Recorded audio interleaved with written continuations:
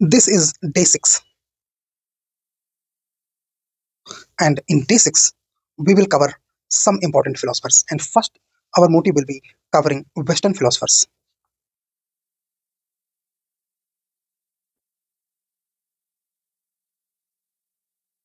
and their teachings.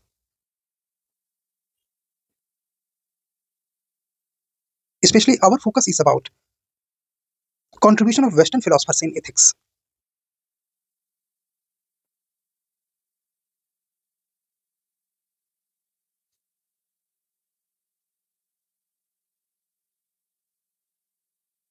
Ethics में western philosophers का क्या कंट्रीब्यूशन है, ये हमारा मेन एजेंडा है यहाँ पर, जिसको हम कवर करने वाले हैं।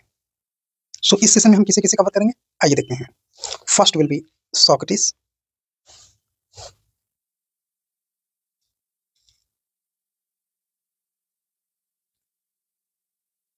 Second Plato, third Aristotle, fourth माइकियावेली,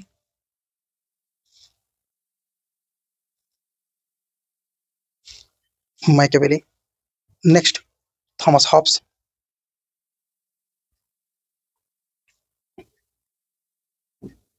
and then Rousseau,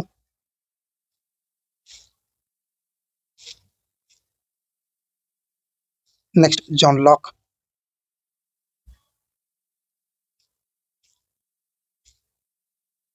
then Voltaire,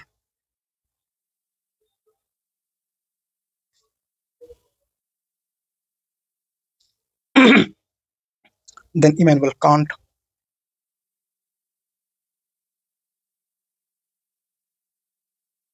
and then Jeremy Bentham,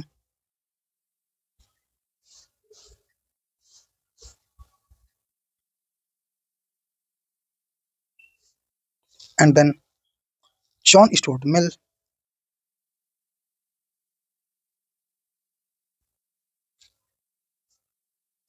and John Rawls.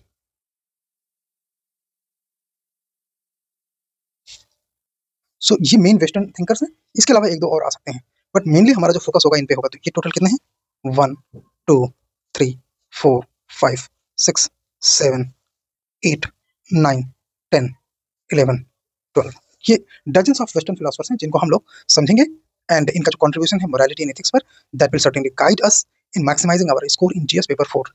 So let's begin with Socrates. तो फर्स्ट हमारा है सोक्रेटिस। देखिए, सोक्रेटिस वेस्टर्न फिलोसफी के फाउंडर फादर माने जाते हैं। Reason is very simple, because he was the pioneer for his contribution regarding self examination. So सबसे पहले हम करने वाले हैं सोक्रेटिस, तो हम इनके लिए थोड़ा सा रिस्पेक्ट देते हुए हम एक अंडरलाइन करेंगे एंड देन ऐड करेंगे Socrates.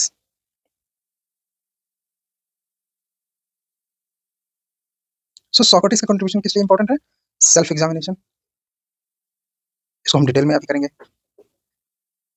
And like always I will say कि आप नोट्स बनाते रहिए, लिखते रहिए, अदरवाइज मेंस आपका अच्छा नहीं होगा, ठीक है। Virtues and the pursuit of moral truth.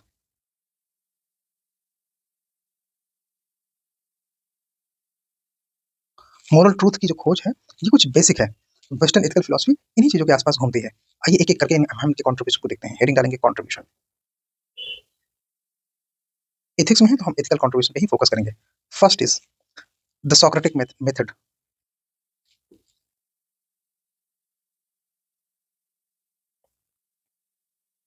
The Socratic method. Socrates developed a method of questioning to help individual examination their belief and discover deeper moral truth. So, examine your belief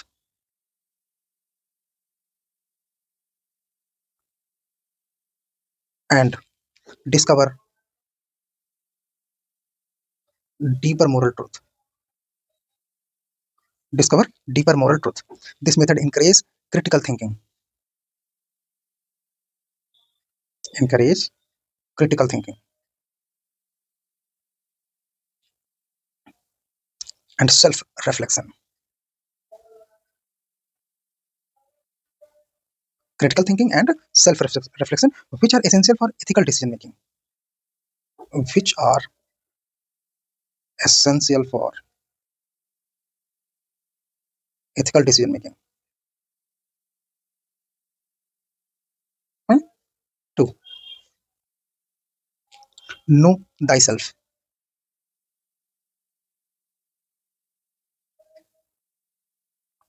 Socrates believed that true wisdom comes from self-awareness.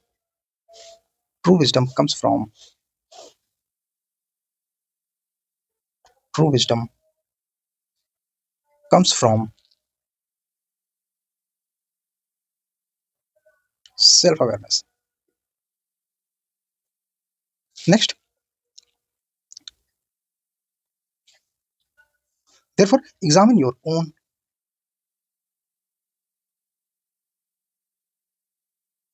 values and action rather than blindly following societal norms. Rather than blindly following social norms. ठीक है, सो ये अपने आप में Socrates कहते हैं no thy self, अपने आप को जानो। और पहला कहते हैं उनका सोक्रेटिक मेथड। तो इनमें हमने दोनों में क्या मेन पॉइंट समझे? पहले तो ये कि examine your belief, discover deeper moral truth. दूसरा, encourage critical thinking and self-reflection, which are essential for ethical decision making. Then Socrates believed that true wisdom comes from where? Self-awareness. तो उसके लिए क्या करना है? Examine your own values, actions rather than blindly following social norms. तो इस तरह से Socrates ने इनको establish किया है। Ethical decision making, self reflection को ऐसे अटैच कर दीजिए, discover deeper moral truth and examine करो अपने बिलीफ को, एनकरेज क्रिटिकल थिंकिंग। ठीक है, then true wisdom comes from self awareness. So again इसको अटैच कर दीजिए। देन वैल्यूज और एक्शन को एग्जामिन करने की बात हो रही है, और सोसाइटल नॉर्म्स को ब्लाइंडली बिलीव नहीं करना है, ऐसा सोक्रेटिस सपोर्ट करते हैं। ठीक है, चलो आगे चलते हैं। 3, virtue as knowledge.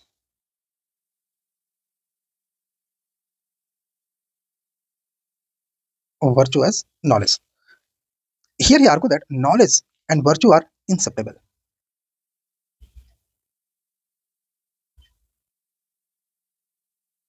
Knowledge and virtue are inseparable. इनको अलग नहीं किया जा सकता, इतने inseparable हैं। If a person truly knows what is right, they will act accordingly. If a person truly knows what is right, यदि कोई व्यक्ति जानता है कि क्या सही है,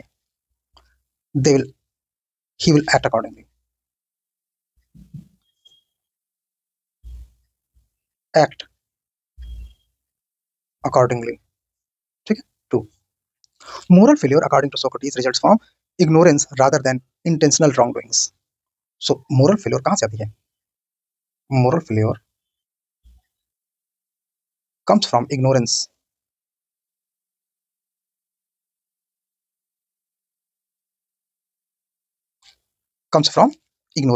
rather than intentional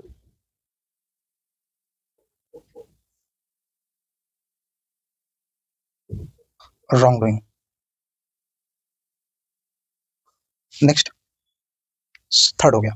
fourth, the unexamined life is not worth living.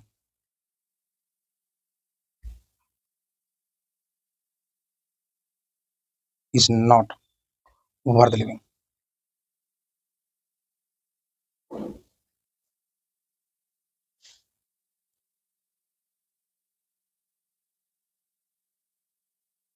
Yes, थोड़ा सा इम्पैक्टफुल तरीके से लिखेंगे। जो अनएग्जामिन्ड लाइफ है, that is not worth living. Why?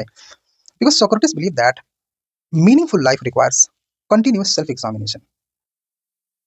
Meaningful life requires continuous self-examination.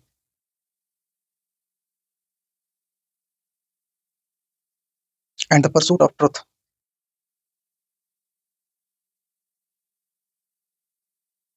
Second, he prioritized moral integrity over personal gain. Prioritize moral integrity over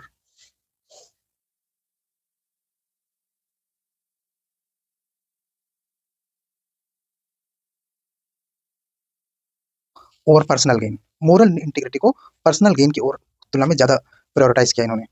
even choosing death rather than even choosing death rather than abandoning his principles, rather than ignoring his principles. ठीक है, ये important है। Socrates ने life में ऐसा किया भी है, उन्होंने ये प्रूव किया है। ठीक है, सो ethics over conventional success. Socrates supported ethics over conventional success. ठीक है, एंड ही क्रिटिसाइज मटेरियलिज्म, उन्होंने मटेरियलिज्म को क्रिटिसाइज किया, सुपरफिशियल सक्सेस को क्रिटिसाइज किया, सुपरफिशियल सक्सेस को भी क्रिटिसाइज किया, एंड उन्होंने एडवोकेट किया, उन्होंने डेडिकेट किया किस चीज को, वर्चूज को एंड विजडम को, कि अपनी जो लाइफ है ना वो वर्चू एंड विजडम को डेडिकेट करो। ठीक है, इस चीज को उन्होंने फोकस किया। इसके अलावा further Socrates teaches about ethical theories, जिनको कि बाद में प्लेटो एंड एरिस्टो ने फॉलो किया। So his teachings were core, his teachings were fundamental to Plato and Aristotle. ठीक है, सो Socrates' ethical philosophy remains relevant today, influencing discussions on morality, justice, personal responsibility, legacy. ये सारी चीजें बहुत relevant हैं। Now we will go deeper. How Socrates' teachings are relevant in present context. चलिए, Socrates' teachings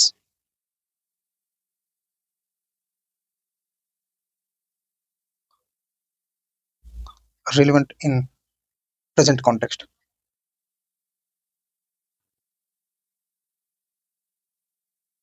Socrates की teaching present context में कैसे relevant हैं? सो एक एक चीज को हम बात करते हैं। Socrates ने क्वेश्चनिंग को प्रमोट किया टू हेल्प इंडिविजुअल कि अपने एग्जामिन्स, अपने मोरल्स, अपने बिलीफ्स को कैसे आप चेक करें। उनके जो बिलीफ, उनके जो आइडियाज हैं कि critical thinking, critical thinking. So critical thinking is very necessary in law, medicine, science, and philosophy. 2. उन्होंने रीजनिंग को प्रमोट किया एंड चैलेंज किया अजम्पशंस को या मेमोराइजिंग को। So reasoning over assumption and memorizing, ये किस तरह से हेल्प करती है? So this help in setting goals, choosing means, and living a purposeful life.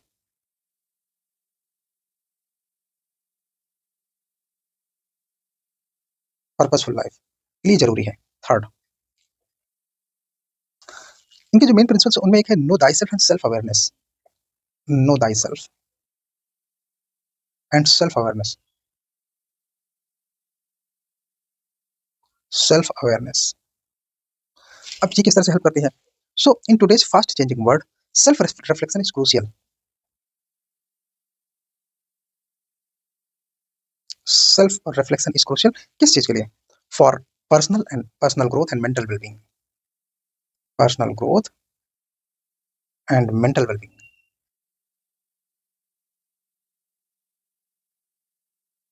जबकि जो सेल्फ अवेयरनेस है वो कैसे सेल्फ रिफ्लेक्शन हो गया, जबकि जो सेल्फ अवेयरनेस है वो कैसे रिलेवेंट है, आइए देखते हैं। Self awareness is relevant in the field of psychological practices,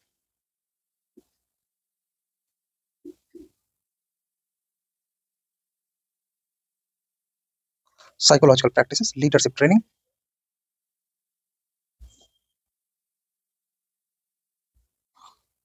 and mindfulness.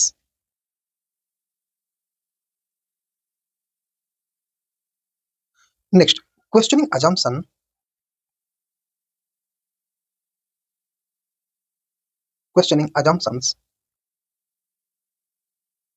and seeking truth. अब इसकी आज की डेट में या मॉडर्न टाइम्स में क्या रिलेवेंस हो सकती है? आज के टाइम में ये किस तरह से रिलेवेंट हो सकता है? तो आप इसमें लिख सकते हैं कैसे, बिकॉज जो मॉडर्न वर्ड है ना ये अपने आप में एज ऑफ मिस इन्फॉर्मेशन है। How? Because social media dominate करता है, लॉबिंग होती है। So in the age of misinformation age of social media and misinformation.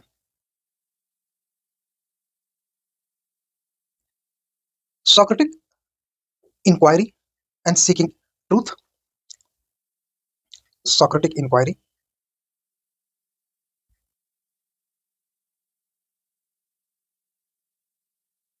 and seeking truth becomes significant. Become significant. हमें इस तरह से चीजों को लिंक करना है. क्या है model problem in the age of social media and misinformation. आपको इस वर्ड पर हाईलाइट करना है, बिकॉज ये जो मिस इन्फॉर्मेशन है ना, ये आज की डेट में बहुत बड़ा एथिकल कंसर्न है. ठीक है. एंड सीकिंग ट्रूथ वाला ये जो आइडिया है ना, सीकिंग ट्रूथ, ये अपने आप में बहुत रेलिवेंट हो जाता है. किस लिए? In the pursuit of independent thinking. In the pursuit of independent thinking. Independent thinking के लिए अपने आप में रेलिवेंस है. मोर देन दैट, अगर हम अदर देन सोशल मीडिया की बात भी करें तो because media based and institutionalized narratives के एज में, in the age of media and institutionalized narrative, institutionalized narratives, जहां पर न्यूज होती नहीं, न्यूज बनाई जाती है, narratives. Socratic inquiry is very important. Socratic inquiry is very significant. तो ये सब आपको समझना होगा कि इस तरह से आप चीजों को लिखेंगे तो ये कहीं ना कहीं आपको हेल्प करेगा. ठीक है. नेक्स्ट हम इसमें ऐड कर सकते हैं his willingness 5, willingness to die, willingness to die for not compromising. देखो ये आप हेडिंग के फॉर्म में लिखो, पॉइंट के फॉर्म में लिखो, उससे कोई फर्क नहीं पड़ता. ठीक है. आपके पॉइंट आ जाने चाहिए. willingness to die for not compromising,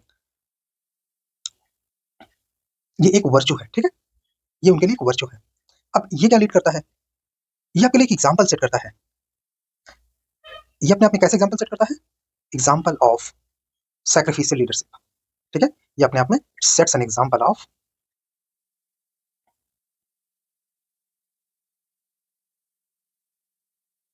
sacrificial leadership. कितने लोग हैं जो ट्रूथ के लिए अपनी जान दे सकते हैं? शायद गांधी जी इस तरह के थे. उसके बाद आप किसी को जानते हैं क्या? इसलिए अपने आप में बहुत ही रेलिवेंट हो जाता है. ठीक है. And Socrates argued that one should never act without justice, even at the personal risk. So ये जुडिशरी को गाइडेंस देता है. Justice even at personal risk. Personal risk. अब ये जो वर्चू है ये क्या करता है? This guides modern judiciary to remain firm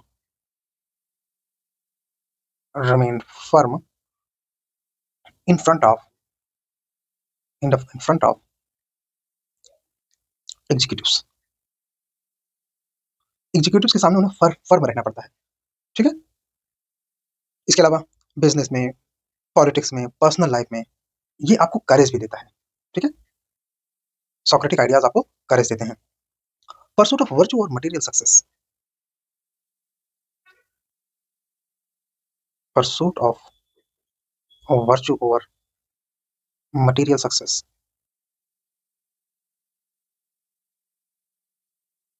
Pursuit of virtue over material success. So because he believes that, अब आप इसको कैसे एक्सप्लेन कर सकते हैं? इन मॉडर्न टाइम्स ज्यादातर लोग स्ट्रेसफुल सिचुएशन में है, हैप्पीनेस का पता नहीं है ना. तो in modern times, in stressful modern world, in stressful modern world, people are running for material success without the consequence of happiness.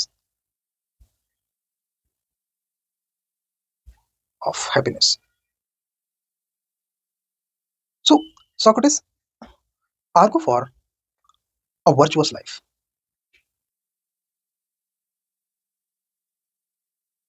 Socrates, sorry.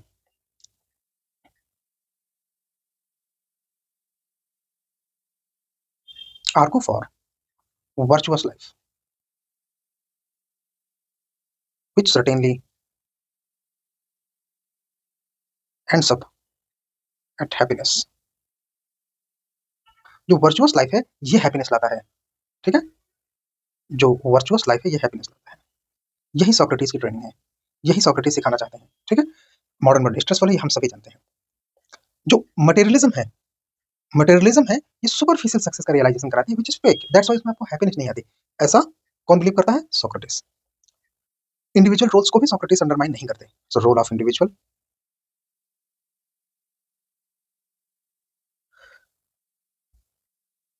since he believed that it is a personal responsibility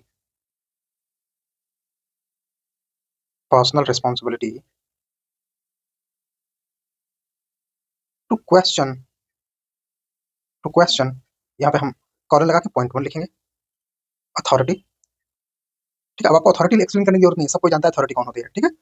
authority which led to RTI system. RTI system में क्या है? लोग authority से question करते हैं, information लेते हैं, ठीक है। Second, to question societal norms, customs, which led to social reform at individual level. For example, Ram Mohan Roy अकेले उन्होंने सती प्रथा का विरोध करना शुरू कर दिया था, बाद में गवर्नमेंट उनके साथ आई है, ठीक है। Ethics in technology 678, ethics in technology,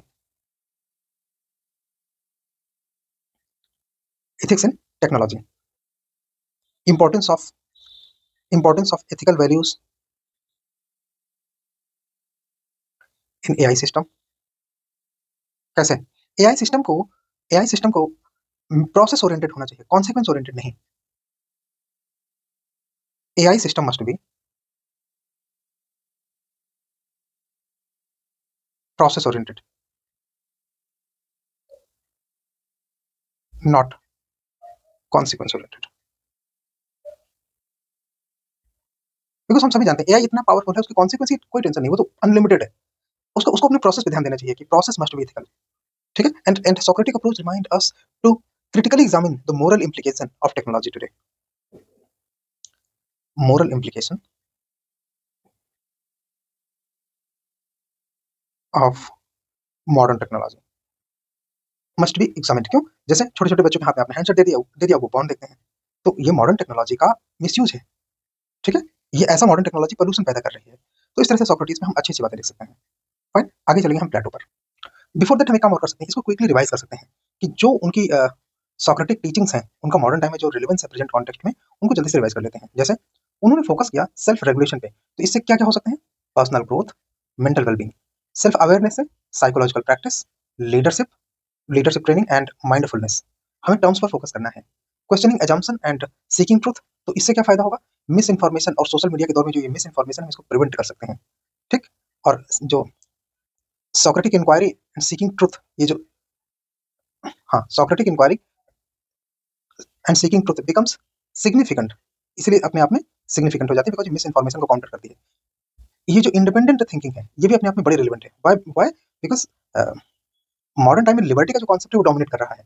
लोग अपने अपने हिसाब से चीजों को डिफाइन कर रहे हैं और इस वजह से वो ट्रूथ बेस होनी चाहिए। मिस इन्फॉर्मेशन के बेस पर अगर कोई भी लिबर्टी या इंडिपेंडेंट थिंकिंग होगी तो वो उसकी लॉन्ग लास्टिंग नहीं होगी। इसके अलावा जो इंस्टीट्यूशनलाइज्ड नैरेटिव्स हैं, सो उनके केस में भी सोक्रेटिक इंक्वायरी अपने आप में बहुत ही रिलेवेंट हो जाती है। तो नैरेटिव्स को काउंटर करने के लिए, to counter narrative Socratic thinking is very relevant. Then willing to die and not compromise, तो सोक्रेटिस कहते हैं कि हाँ कॉम्प्रोमाइज नहीं करना, रादर देन चाहे जान चली जाए, ठीक है। ये बेसिक प्रिंसिपल है। तो इससे कौन सी लीडरशिप ग्रो होती है? सैक्रिफिशियल लीडरशिप, ऐसी लीडरशिप जो अपनी जान दे देगी लेकिन सैक्रिफाइस नहीं करेगी। आप इसका कौन सा एग्जांपल लिख सकते हो? सोच समझ के देखो तो आपको पता चल जाएगा कि ऐसे कौन से लीडर्स हैं जिन्होंने अपने अपने वर्च्यू के लिए अपनी जान दे दी। एक तो हम सब लोग जानते हैं महात्मा गांधी को। महात्मा गांधी चाहते तो उनको उस समय कुछ भी नहीं होता, लेकिन जहां भी प्रॉब्लम होती वहां पे गांधी जी पहुंच जाते। इस वजह से उनकी जान जरूर गई लेकिन उन्होंने वर्च्यूज को कॉम्प्रोमाइज नहीं किया। ठीक है। Justice even at personal risk, ये जजेस को गाइड करता है। Even at personal risk justice के लिए लड़ना चाहिए, ये जजेस को गाइड करता है। ठीक, मॉडर्न जुडिशरी को, मॉडर्न जुडिशरी को गाइड करता है, ताकि वो एग्जीक्यूटिव्स के सामने फर्म रहे, अपनी स्पाइन ना झुका दें। परसूट ऑफ वर्च्यू और मटेरियल सक्सेस, तो हम जानते हैं कि वर्चुअस लाइफ ही हैप्पीनेस लाती है, मटेरियल सक्सेस और मनी कभी किसी को हैप्पीनेस नहीं दे सकता, और सोक्रेटिस इसी बात पर जोर देते हैं। ठीक है, ये पर्सनल रिस्पॉन्सिबिलिटी होती है इंडिविजुअल्स की, कि वो क्वेश्चन करें किसको, अथॉरिटी को और सोसाइटल नॉर्म्स एंड कस्टम्स को। क्यों? बिकॉज अगर वो अथॉरिटी को क्वेश्चन नहीं करेंगे तो कोई हिम्मत नहीं करेगा, लोग अपने इंटरेस्ट पे काम करने लगेंगे, मॉनेटरी इंटरेस्ट पर, मटेरियल गेन पर। लेकिन जो अथॉरिटीज को क्वेश्चन करने की टेंडेंसी है, इसी ने आरटीआई सिस्टम को जन्म दिया है। विसल ब्लोअर को भी, एक मिनट यहाँ पे और ऐड करो, विसल ब्लोअर को भी, इनको कैसे बोल सकते हैं, विसल ब्लोअर को भी। ठीक है, इन दोनों को इसी थॉट में पुश किया है। इसके अलावा सोसाइटल नॉर्म्स एंड कस्टम्स करने से ही सोशल रिफॉर्म होते हैं, जैसे हम राजा राम मोहन राय को जानते हैं। इसके अलावा टेक्नोलॉजी में जो एआई सिस्टम है, इनको एथिकल होना चाहिए। एथिकल बाई प्रोसेस होते हैं, एथिकल बाई कॉन्सिक्वेंस नहीं होते। तो इसलिए इनको प्रोसेस ओरिएंटेड होना चाहिए, कि ये प्रोसेस को सही फॉलो करें, उन चीज़ों, उन मिसयूज नहीं होना चाहिए इनका। ठीक है, रादर देन कॉन्सिक्वेंस। ठीक है, और मॉडर्न इम्प्लीकेशन पर हमने बात करी कि इनकी मोरल इम्प्लीकेशन पर जोर दिया जाना चाहिए, कि जो टेक्नोलॉजी है वो मोरालिटी को पुश करने के लिए, मोरालिटी को बढ़ाने के लिए यूज हो। तो इस तरह से हम सोक्रेटिक ट्रेनिंग को यूज कर सकते हैं अपने आंसर में। चलो अब हम चलते हैं प्लेटो के पास। ठीक है, फिर से प्लेटो।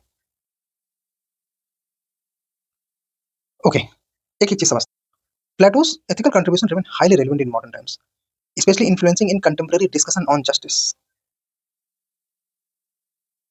यही कीवर्ड है हमारे, justice, morality, politics and education. In fields में जो प्लेटो का कंट्रीब्यूशन है वो मॉडर्न टाइम्स में बहुत रेलेवेंट है, और इस वजह से हम उनकी मेन टीचिंग्स पर फोकस करेंगे। ठीक है, so first, theory of justice.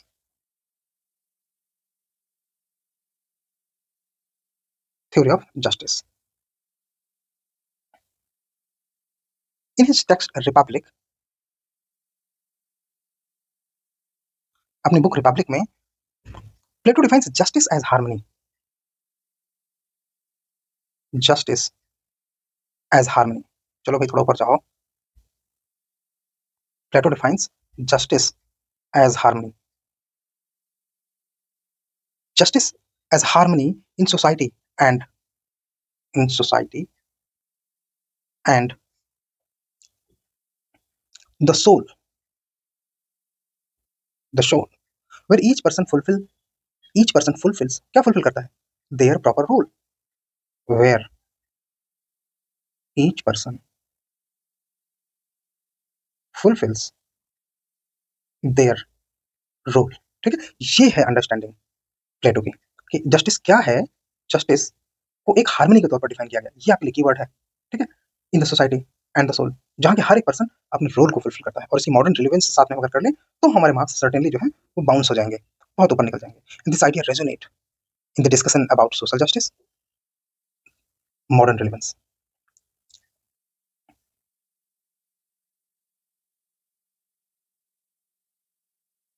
This idea resonate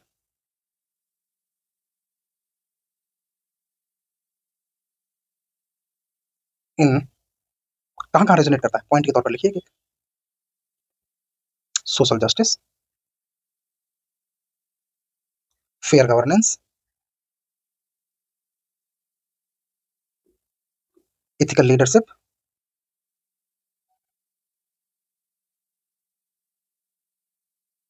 और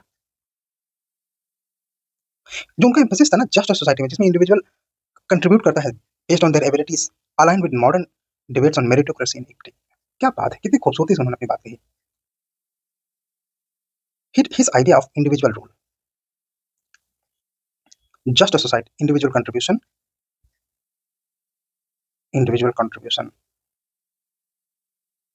in a just a society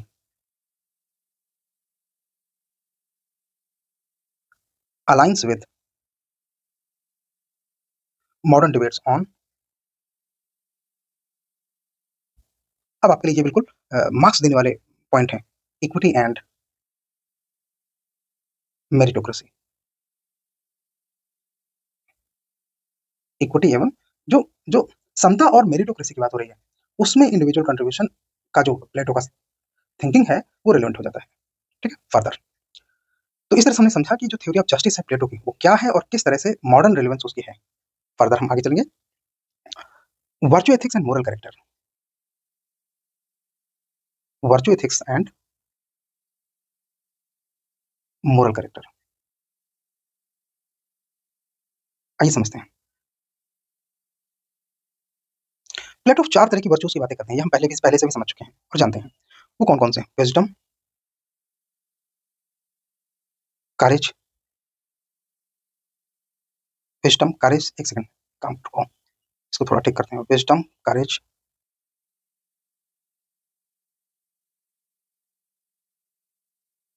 temperance and justice, and justice. ठीक है, ये 4 तरह की वर्चूज की बात करते हैं। अब देखिए, तो ये चारों किन के लिए रिलेवेंट होती हैं? लीडरशिप, लीडरशिप के लिए। जो लीडरशिप एथिक्स है वो इन चारों पर बेस्ड है। कोई भी लीडर लीडर तभी बन सकता है जब उसको इन चारों चीजों की समझ हो, ओनली देन। दूसरी बात, ग्रोथ ऑफ यंग जनरेशन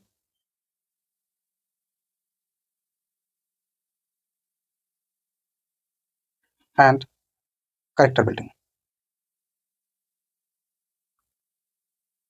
उनका जो चरित्र का निर्माण होता है, बिना करेज, टेम्परेंस और जस्टिस और विजडम के कोई कैरेक्टर नहीं बनता। ठीक। इसके अलावा moral education in the field of moral education and training.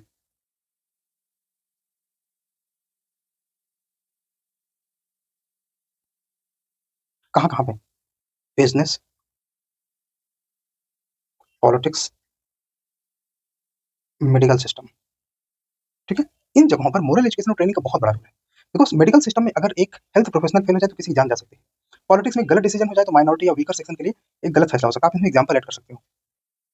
Example add कर सकते हो कि किस तरह इंडियन कॉन्स्टिट्यूशन माइनॉरिटी के एजुकेशन और कल्चर की प्रोटेक्शन के लिए फंडामेंटल राइट स्टैब्लिश करता है। बिजनेसमैन की एक गलती की वजह से बहुत सारे इन्वेस्टर के पैसे डूब सकते हैं, तो उसमें इस तरह की चीजें होनी चाहिए। ठीक है, उनकी ट्रेनिंग के लिए जरूरी है। Then the role of philosopher and leaders.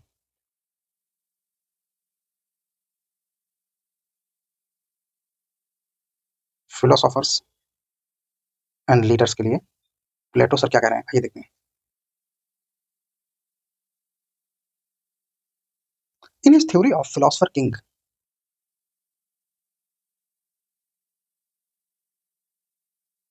जो प्लेटो का आर्गुमेंट है उसका बेसिक एसेंस ये है कि जो रूलर है, ruler must be guided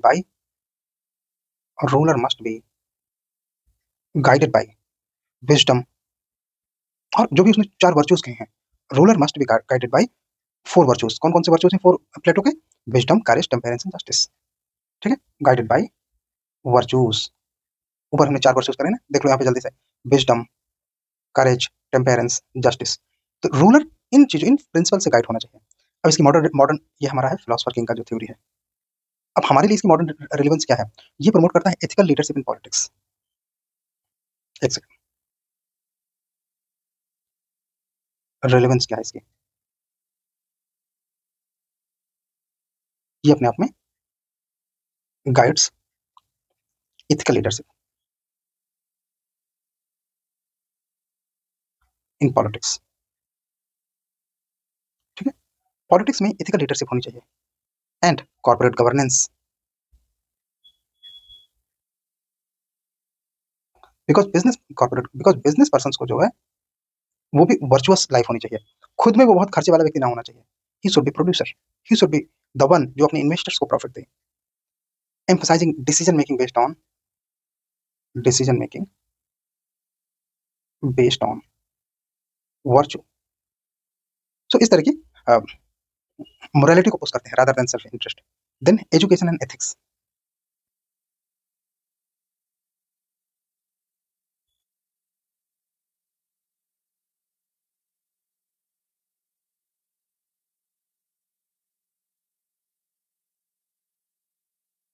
education and, so इसमें क्या करता है Plato? Plato believes that education is a tool to cultivate, education is a tool to cultivate. क्या कल्टिवेट करता है? वर्चुअस सिटीजन्स,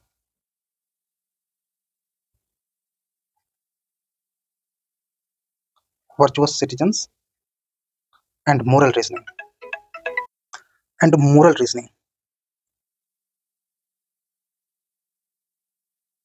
सो एजुकेशन को प्लेटो ने टूल समझा किन चीजों के लिए? वर्चुअस सिटीजन बनाने के लिए और उनके मोरल रीजनिंग डेवलप करने के लिए। अब इस मॉडर्न रिलेवेंस क्या है, तो रिलेवेंस लिख देते हैं। जिस तरह का आपको क्वेश्चन पूछता है ना, अगर आप हेडिंग क्वेश्चन से निकालते हो तो एग्जामिनर को हमेशा ये लगता है कि आप क्वेश्चन में हो, आप बहके नहीं हो, ठीक है। So formulation of new curriculum, इसके रिलेवेंस कहाँ पे है? Formulation of new curriculum ensuring student development,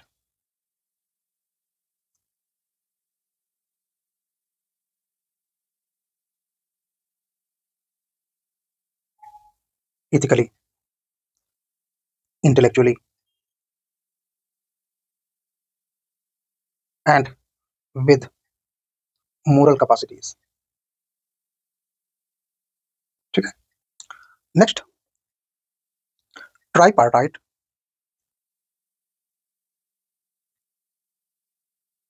soul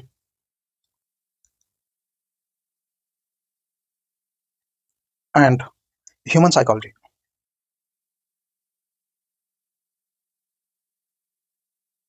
आइए समझते हैं कि कौन कौन से ट्राइपार्टाइट सोल हैं प्लेटो के अकॉर्डिंग।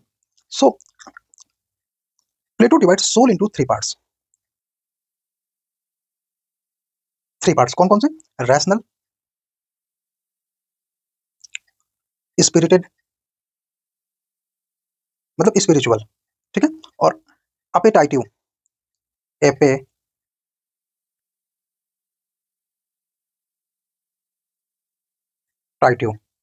ये तीन तरह के सोल को उसने तीन पार्ट में डिवाइड किया। And then he argued that a balance soul lead to ethical behaviour, then he promotes balance soul. अब जो रैशनल सोल की बात करता है प्लेटो, तो रैशनल का मतलब होता है बेस्ड ऑन रीजन या based on reasoning, based on reasoning. Spirited का मतलब है spiritual needs, spiritual needs. And appetitive का मतलब होता है बॉडीली नीड्स। बॉडीली नीड्स का मतलब होता है जो बॉडी की रिक्वायरमेंट है, शरीर की रिक्वायरमेंट है, पैसा, फूड, शेल्टर, ये सारी चीजें। तो सोल को भी तीन तरह से डिवाइड करता है। एंड अब इसका रेलेवेंस क्या है? सो इन चीजों का रेलेवेंस एक तरीके, इसका ना थोड़ा सा मेथड चेंज कर देते हैं, ज्यादा इफेक्टिव हो जाता है। बाकी आप अपने हिसाब से ट्राई कर लेते हो, जैसे हमने नीचे लिखा उस तरह से भी इसको लिखा जा सकता है। यहाँ पे आप लिख सकते हो रेलेवेंस। अब इनका रेलेवेंस क्या है, इनके रेलेवेंस आइए समझते हैं। सो यहाँ पे हेडिंग है, आप साथ में समझते चलो। सो ये पर्टिकुलरली हेल्प करते हैं इमोशनल इंटेलिजेंस में, इमोशनल इंटेलिजेंस के डेवलपमेंट में। Then self control, emotional intelligence, self control, professional ethics. कैसे प्रोफेशनल एथिक्स में? बिकॉज हमको इनका बैलेंस मेंटेन रखना है। ऐसा नहीं कि हम एपिटाइटिव नीड्स में इतना फोकस कर दें कि हम अपनी स्पिरिचुअल नीड्स और रैशनल नीड्स को इग्नोर करें, है ना। सो ह्यूमन साइकोलॉजी और ट्राइपार्टाइट सोल की बात जो उसने प्लेटो ने करी, वो अपने आप में इसलिए, इसके अलावा पर्सनल एथिक्स या मोरालिटी, मोरल्स के डेवलपमेंट में, ये इसके रिलेवेंस है। There cannot be a better way to express these things, okay. So Plato की जो एथिकल कंट्रीब्यूशन है, they are the foundation in modern philosophy, politics, education, psychology. His emphasis on justice, virtue, wisdom, and ethical leadership continues to shape contemporary debates on morality and governance. चलिए अब हम next philosopher की ओर चल रहे हैं।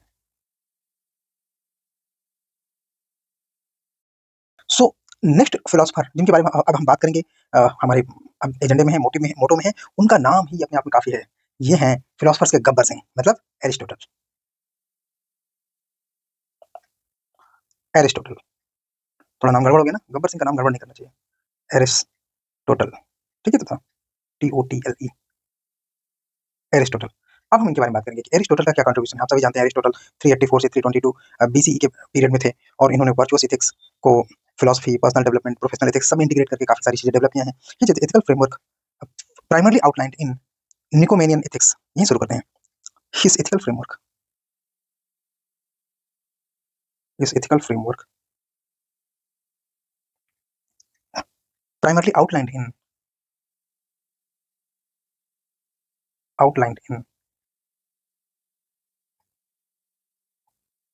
निकोमैकियन ethics, Nicomachean ethics. ये सब ये दिखाता है कि आपने गहराई से पढ़ा है, ठीक है। इसलिए इन चीजों को बिल्कुल सही से लिखेंगे, स्पेलिंग गलत नहीं लिखेंगे, ठीक है। आपको पता होना चाहिए कि निकोमेकियन एथिक्स में अरस्तु की जो कंट्रीब्यूशन है वो हमको मिलते हैं। And Nicomachean ethics, which remains relevant in guiding individuals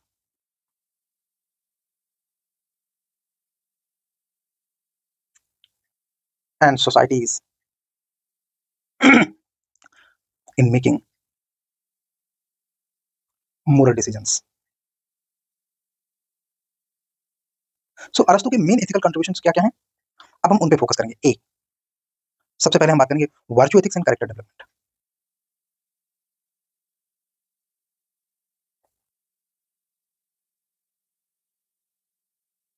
ठीक, एक बात याद रखना, आपके एग्जाम में मतलब सिविल सर्विसेज में डायरेक्टली कौन कौन पूछे जा सकते हैं, तो उनमें अरस्तु हैं, कांट हैं, सोक्रेटिस हैं। जब भी वर्चू एथिक्स की बात आएगी तो आपको अपने से प्लेटो का नाम डालना है, प्लेटो पे डायरेक्ट क्वेश्चन नहीं आएगा, ठीक है। तो ये हम मैकियावेली पे डायरेक्ट क्वेश्चन नहीं आएगा, लेकिन हम मैकियावेली पढ़ेंगे, क्यों पढ़ेंगे, बिकॉज मैकियावेली एग्जांपल के तौर पर रिलेवेंट हो जाते हैं। तो ये हमको ध्यान रखना है। मैं ये कभी नहीं कह रहा हूँ कि जितने फिलोसफर हम पढ़ा रहे हैं, हम पढ़ा रहे हैं बिकॉज सिलेबस में, तो हमको उन्हें करना ही है, लेकिन आपने ये ध्यान देना है कि नाम लेकर कौन पूछे जा सकते हैं और किनकी फिलोसफीज आपको ऐड करनी है कहीं पे। तो इसलिए हम फिलोसफर्स को थोड़ी गहराई में पढ़ते हैं, थोड़ा अच्छे से पढ़ते हैं, ठीक है। चलिए number 1, virtue ethics and character development. इसमें पहला पॉइंट हमारा है अरस्तु क्या कहते हैं, उनकी मॉडर्न यूटिलिटीज क्या है, हमको इन दोनों बातों को हैंड टू हैंड लेके चलना है, साथ साथ लेके चलना है। So unlike deontological ethics and utilitarian या टेलीलॉजिकल एथिक्स, अनलाइक उनके जैसे अरस्तु बात नहीं करता। अब ये डिओन्टोलॉजिकल मतलब ड्यूटी बेस्ड एंड यूटिलिटेरियन या टेलीलॉजिकल एथिक्स मतलब कॉन्सिक्वेंस बेस्ड, अरस्तु उनकी तरह बात नहीं करता। तो ये हमें ध्यान रखना है, कभी भी ऐसे कंफ्यूजन नहीं अपने दिमाग में पालेंगे। Arastu Aristotle focuses on emphasizing moral character, emphasizing moral character over rules और आउटकम्स। एरिस्टोटल बिलीव्स कि इन मोरल कैरेक्टर पर फोकस करना है। देखो टेलीलॉजिकल अप्रोच आउटकम पे फोकस करता है, डिओन्टोलॉजिकल यानी कि ड्यूटी बेस्ड वो रूल पर फोकस करता है, as per Aristotle, not according to us. So Aristotle does not emphasize any of them, rather he focus on moral character. ये एरिस्टोटल का अपना तरीका है चीजों को एक्सप्लेन करने का, ठीक है। अब इसकी यूटिलिटी क्या है, एंड थोड़ा सा और इनके बारे में। एरिस्टोटल का जो एथिक्स है ना, that is developing virtuous character traits, developing virtuous character, virtuous character traits, जैसे ई डॉट जी डॉट, जैसे करेज, ऑनेस्टी, टेम्परेंस इन्होंने अपने गुरु से ले लिया, ठीक है, एंड जस्टिस। इन चीजों पे एरिस्टोटल फोकस करता है, वो कहता है कि वर्चुअस कैरेक्टर डेवलपमेंट में फोकस करना चाहिए, ये है एरिस्टोटल का फोकस, ठीक। अब इनकी यूटिलिटीज क्या है वो हम अगले पॉइंट पे लिख लेंगे। आइए देखते हैं यूटिलिटीज, रेलेवेंस, ये जरूरी होता है लिखना, इन्हीं से आपके मार्क्स मिलते हैं। सो वर्चू एथिक्स कहां पे लागू हो सकता है, नॉट डिफिकल्ट है ना, education, leadership development, personal development, इस तरह से आप ये पॉइंट ऐड कर सकते हैं। एंड इसके अलावा जो ये एथिकल बिहेवियर पे एम्फसाइज कर रहे हैं, एथिकल बिहेवियर पर जो एम्फेसिस है एरिस्टोटल का, ये किस में हेल्प करेगा, good habit, life long character building rather than merely following laws, life long character building rather than focusing or following only laws, केवल कानूनों को पालन करते रहना नहीं, कैरेक्टर बिल्डिंग पर फोकस होना चाहिए, ठीक। Next, his concept of eudaimonia. Eudaimonia मतलब ह्यूमन फ्लोरिशिंग, ह्यूमन फ्लोरिशिंग, ये लिविंग विल का कॉन्सेप्ट यहां से है, बहुत इंटरेस्टिंग बात करेंगे। सी, फ्लोरिशिंग ह्यूमन और लिविंग विल, ध्यान रखना, लिविंग विल दोनों एक ही चीजें हैं, ठीक है। कैसे अचीव किया जाता है, can be achieved by virtue, virtues and one's potential,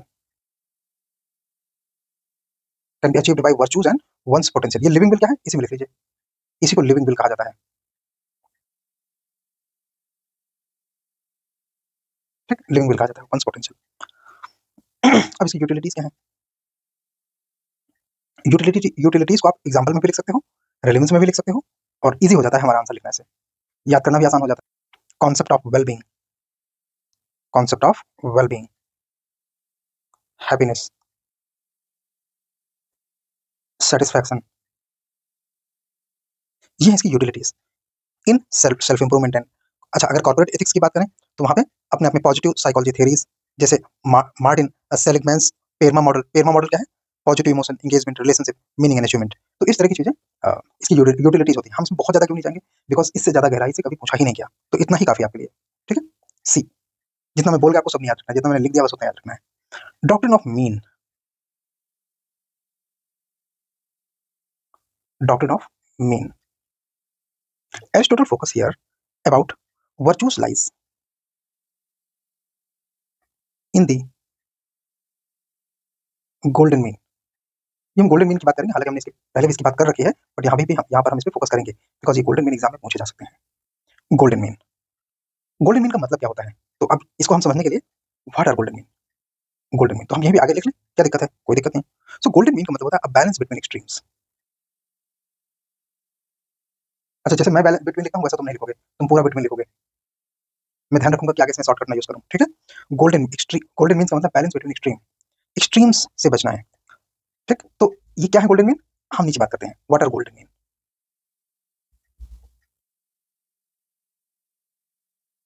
what are golden.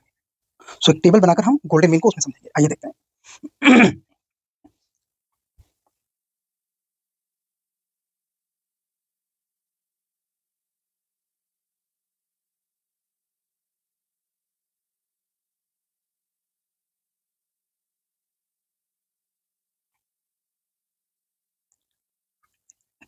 So first table हमारे लिए डेडिकेटेड है, ये है डेफिशिएंसी के लिए।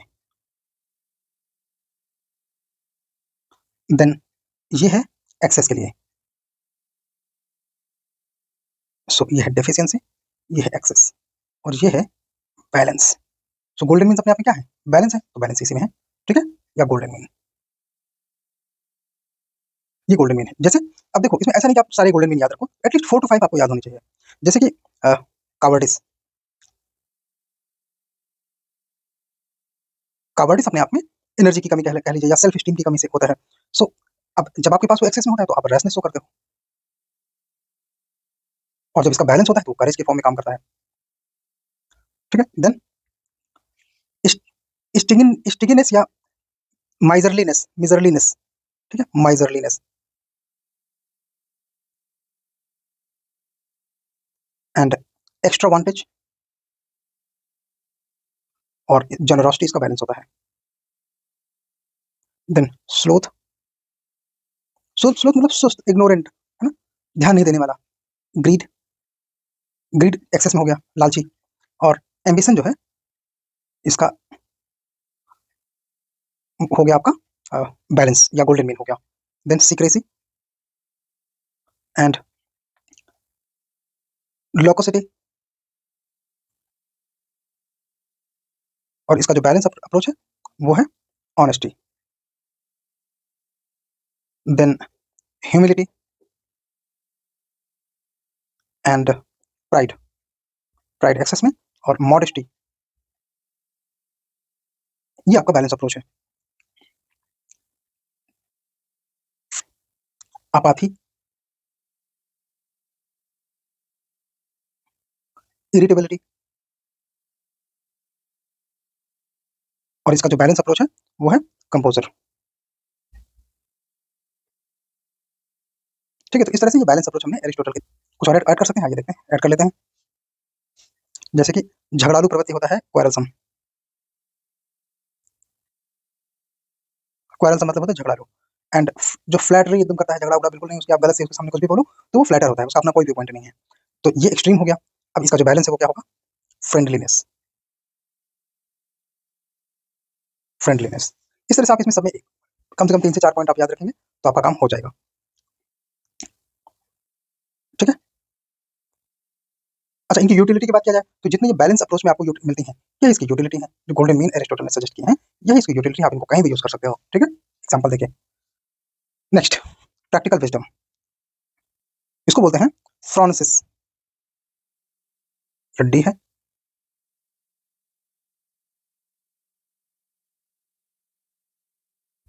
इसको बोलते हैं फ्रॉन्सिस।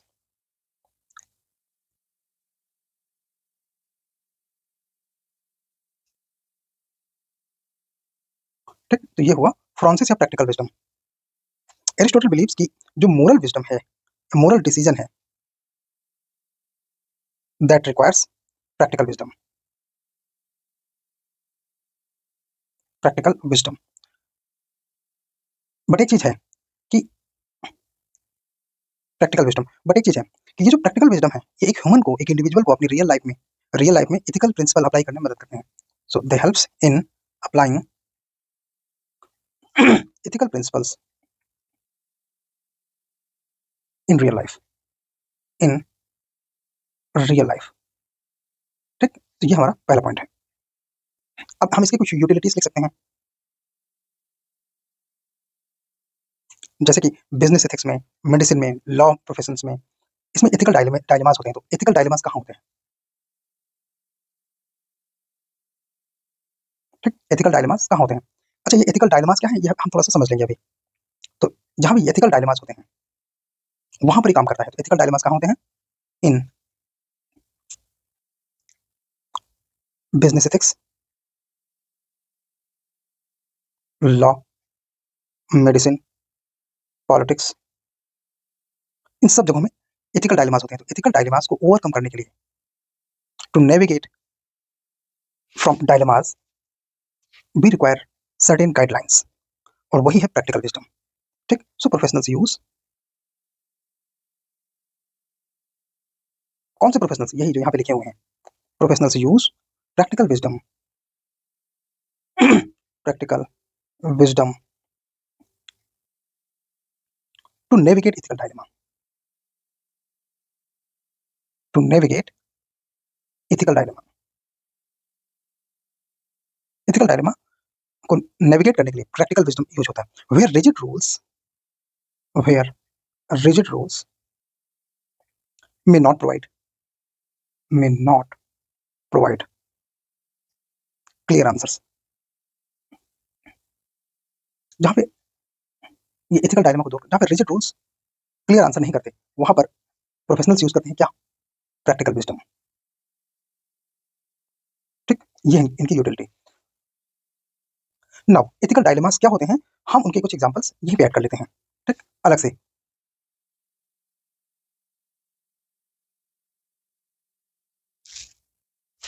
इसी में हम समझ लेते हैं कि एथिकल डायलेमास क्या होते हैं। इस टॉपिक से हटके हैं, इसलिए हमने बॉक्स बनाया। Number 1, conflict of interest. Number 2, data privacy. Number 3, confidentiality या प्राइवेसी का ही पार्ट है। इन्फॉर्म्ड कॉन्सेंट, कब लिया जाए कब नहीं टाइप से।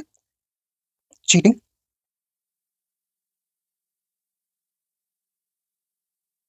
रिसोर्स एलोकेशन में आते हैं ये डायलेमास। क्या आते हैं कि कौन से प्रिंसिपल फॉलो किए जाएं इन रिसोर्स एलोकेशन।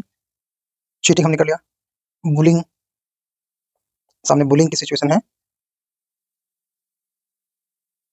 जैसे स्टूडेंट बुली करते हैं ना वो। देन हरासमेंट, हरासमेंट में तो खरीद कर डायलेमा नहीं होना चाहिए, नेपोटिज्म में जरूर होना चाहिए, नेपोटिज्म। ठीक है, एंड कॉन्फिडेंशियलिटीज लिख सकते हैं, हरासमेंट लिख सकते हैं, जब कोई किसी को हरास करता है तब हम एक्ट नहीं करते हैं। सो ये है मेन एथिकल डायलेमास। इसके अलावा ढेर सारे एथिकल डायलेमास होते हैं कई तरह के, जब जिस तरह से आपको जरूरत पड़े उस तरह से उन चीजों को एड्रेस करो। ठीक है, चलो अब आगे चलते हैं। सो नेक्स्ट में हम फोकस करेंगे मैकियावेलियन एथिक्स के बारे में। आइए चलते हैं, यहाँ से टॉपिक समाप्त होता है एरिस्टोटल का, हम फोकस करेंगे मैकियावेलियन एथिक्स पर।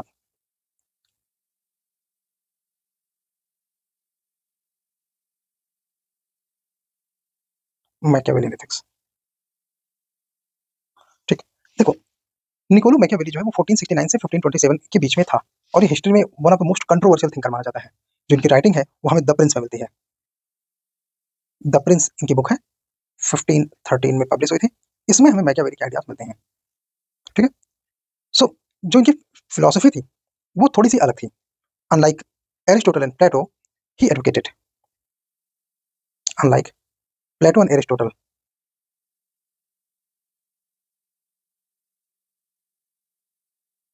Machiavelli he focused on realism over idealism।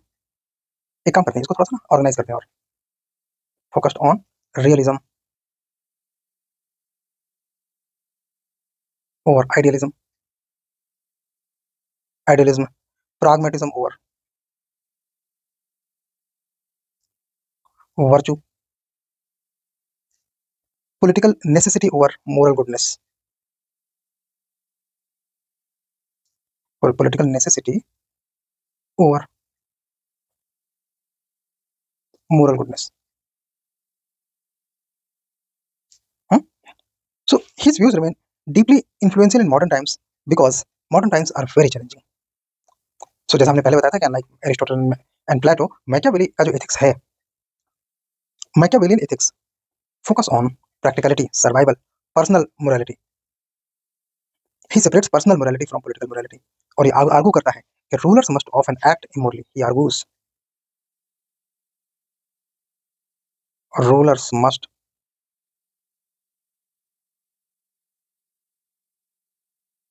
Often act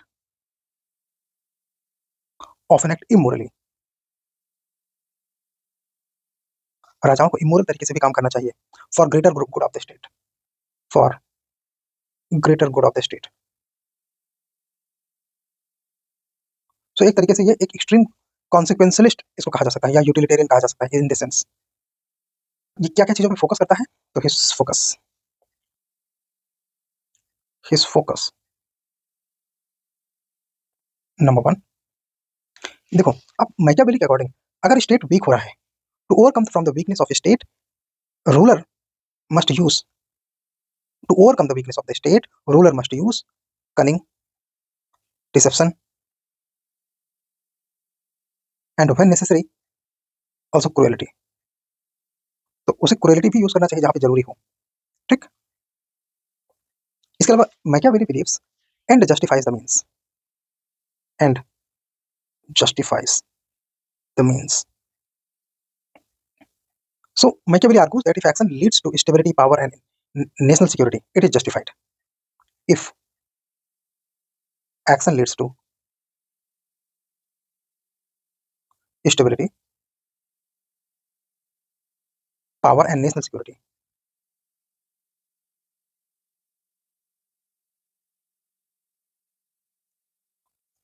it is justified.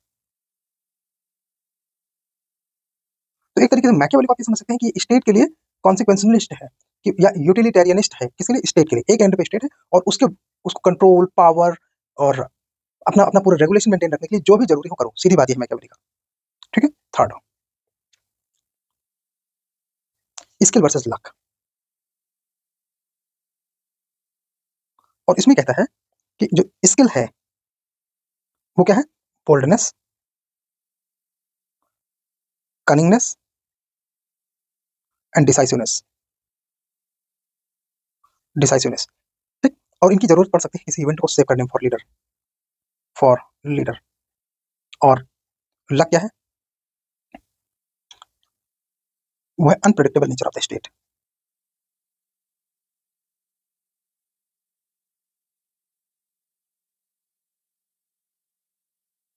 Next, fear versus love in leadership.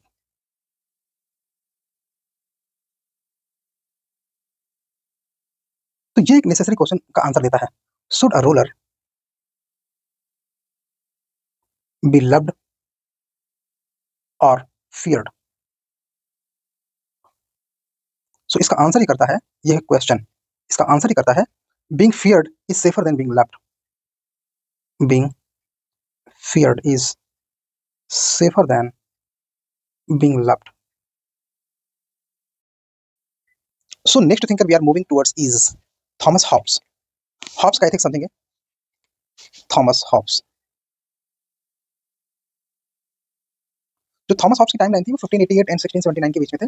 And इनका जो मेन कंट्रीब्यूशन है वो क्या क्या है? Social contract theory.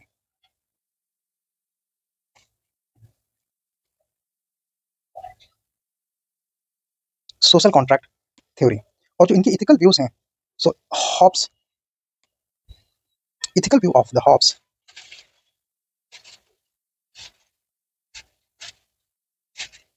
were grounded in his materialistic and mechanistic philosophy. In his materialistic and mechanistic philosophy. इसमें हमें थोड़ा फोकस करना है। ये materialistic and mechanistic view of Hobbes क्या है? which emphasize in self preservation philosophy, which emphasize in self preservation and the necessity of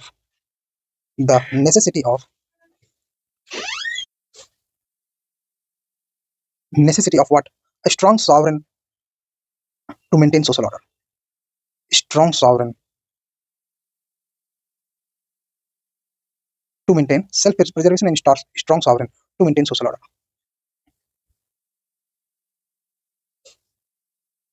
अब हमको इस बात पे फोकस करना है कि हॉब्स कहना क्या चाहते हैं। हॉब्स को ऐसा लगता है कि जो ह्यूमन बीइंग है ना, वो सेल्फ प्रिजर्वेशन से ड्राइव होता है, मतलब अपने इंटरेस्ट से ड्राइव होता है। और इसलिए सोसाइटी में अगर आप पीस बनाए रखना चाहते हैं तो एक स्ट्रॉन्ग सोशल कॉन्ट्रैक्ट होना चाहिए, अदरवाइज लोग आपस में कॉन्फ्लिक्ट कर सकते हैं। ठीक, ये है इनका मेन प्रिंसिपल, जिसमें कि आगे हम बात करेंगे इनके जो थॉट हैं उसमें क्या क्या मेन पॉइंट्स हैं। इनके थॉट्स के मेन पॉइंट्स पे फोकस करेंगे। Number 1, moral relativism and egoism,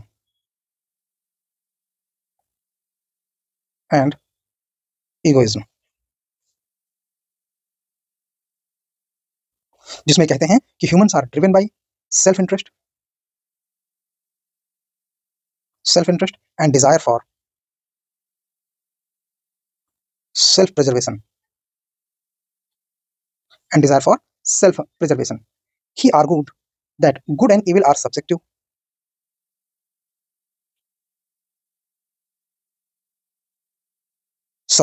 Good और evil subjective हैं, based on individual desire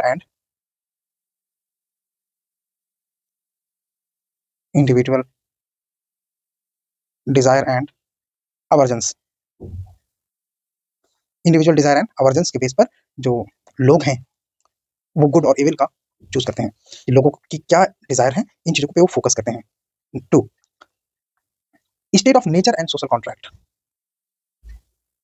state of nature and social contract.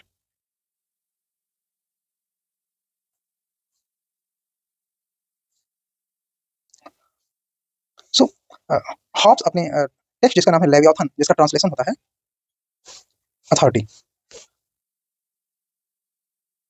ये 1651 में आई थी। इसकी मीनिंग अथॉरिटी।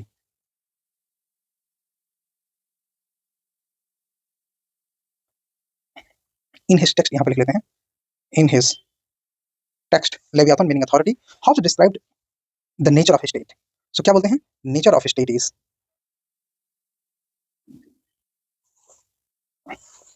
सॉरी उल्टा हो गया है, स्टेट ऑफ नेचर होना चाहिए। वही मैं बोल रहा हूँ, एसेंस क्यों नहीं निकल रहा। State of nature is,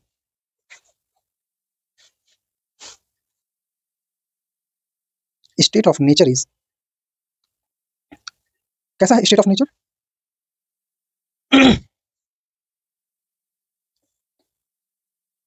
is a condition of anarchy.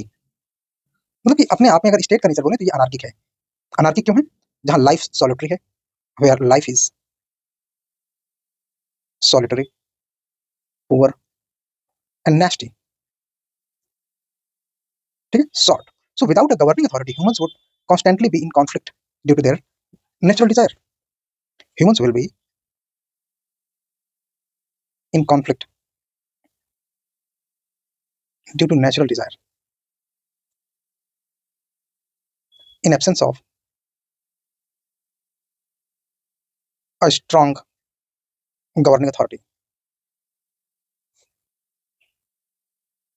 ठीक है, a strong governing authority. अब इस chaos से लोग कैसे बाहर निकलेंगे? To escape from this chaos,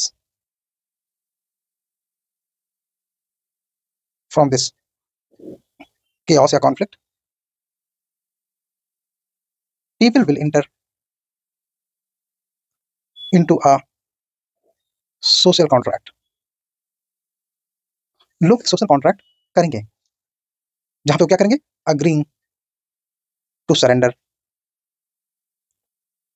some freedom in exchange for security.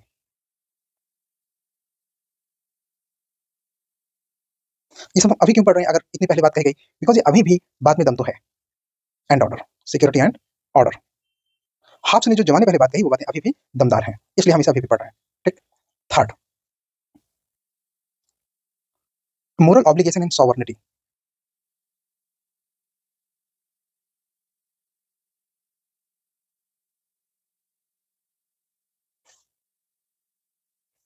Moral obligation and sovereignty.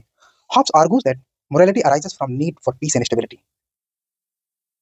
Morality arises from the need for peace and stability.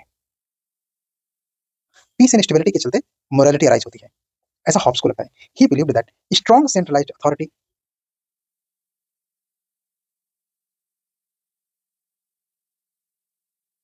जिसको ये लेवियथन कहते हैं, strong centralised authority is necessary to enforce laws, to enforce laws and prevent a return to and prevent a return to the state of nature, prevent to return to state of nature,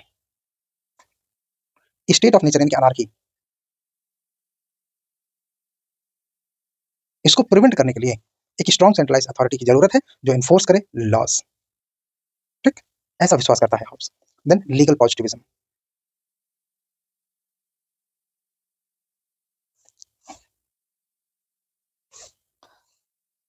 Hobbes linked morality to law.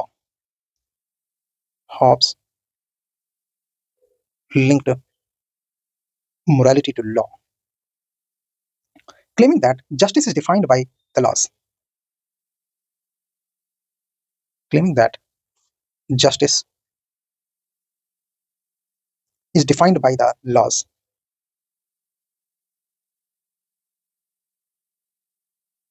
Justice is defined by the laws of sovereign.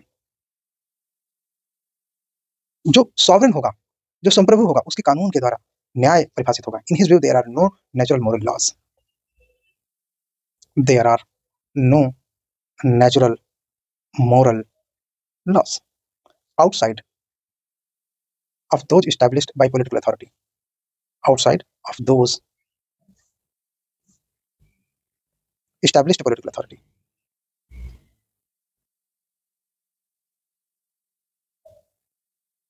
So ये basically Hobbs की contribution थे। ठीक है, चलते हैं next thinker की ओर। Next philosopher जिसकी ओर हम फोकस करेंगे वो है जॉन लॉक। जॉन लॉक का इथिक्स में क्या कंट्रीब्यूशन है जिस पे अब हम ध्यान देंगे। इनका टाइम पीरियड था 1632 से लेकर 1704 तक, हमें वो याद रखने की जरूरत नहीं है। जॉन लॉक का कंट्रीब्यूशन इथिक्स में सिग्निफिकेंट है, specially in the field of natural rights, individual liberty, moral responsibility. So his emphasis is significant in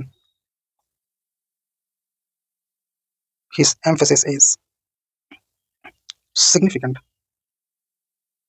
इसको आप इंट्रो की तरह पेश करो, हटाओ इसको। Significant in natural rights,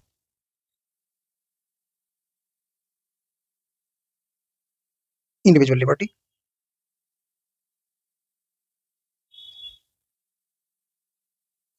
and moral responsibility.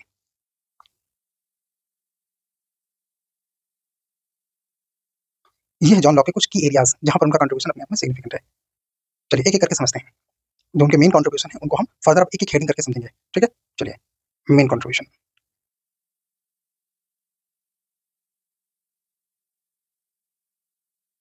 Number 1, natural law and moral obligation.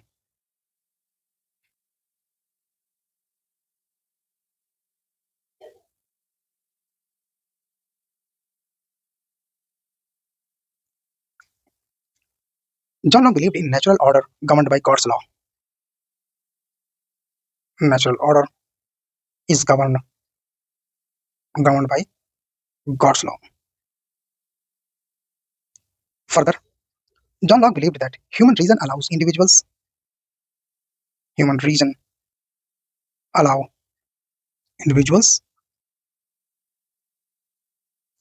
to discover moral principles.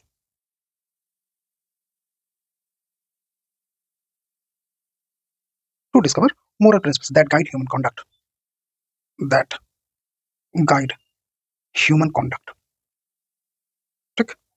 Further, Locke believed that moral laws are objective,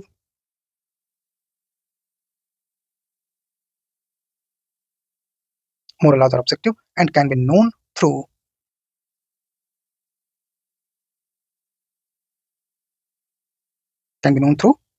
rational reflection, much like scientific truth.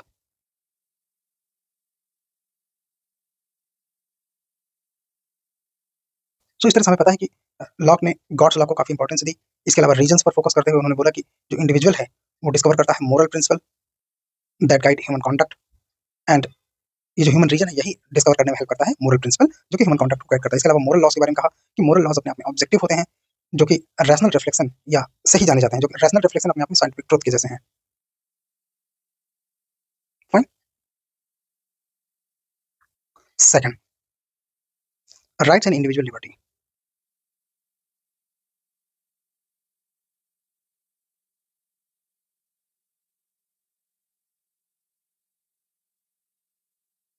Rights and individual liberty. Locke believed that humans are born with natural rights. कौन कौन से natural rights? जैसे life, liberty and property. There can be many but few हमने नाम लिखने के लिए ये बात की। These rights set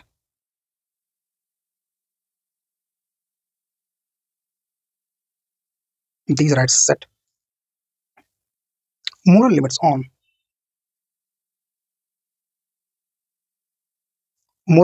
on how individual and government should act.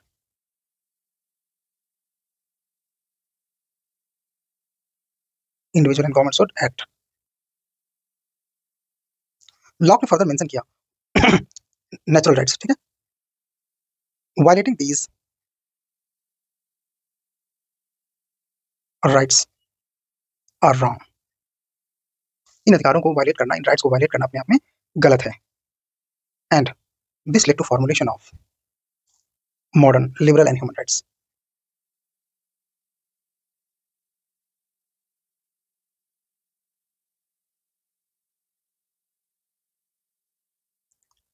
Third is social contract and moral duty.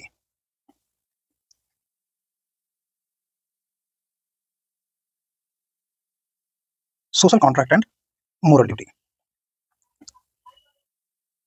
और ये बहुत ही इंटरेस्टिंग है बिकॉज इसमें लॉक ने कहा, Locke believe that consent government derives their legitimacy, government derives their legitimacy from the consent of governed means people, citizen, governed. Ethically this implies, यहाँ full stop है, ethically this implies, कॉमा लगाना सीख लो, ठीक है, this implies rulers and citizens have moral responsibilities towards each other. Rulers ये किस तरह की रिस्पॉन्सिबिलिटी की बात करता है? citizens must obey laws, citizens must obey laws and rulers must protect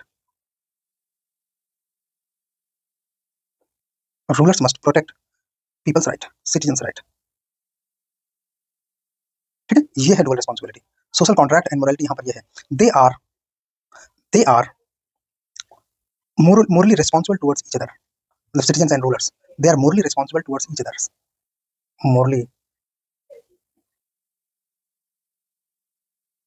They are morally responsible towards each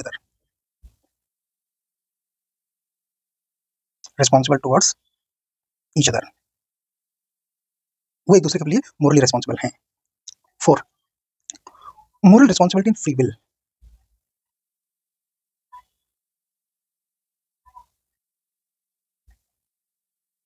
Moral responsibility and free will. Locke believed that moral responsibility based on voluntary action. moral responsibility कैसे होनी चाहिए? Based on लिख लो, moral responsibility का nature कैसा होना चाहिए? Voluntary action, मतलब किसी प्रेशर में, दबाव में काम हो रहा है तो वो मोरल रिस्पॉन्सिबिलिटी का एक्सप्रेशन नहीं है। Here good that people should be judged ethically based on their intentional choices. People should be judged ethically based on their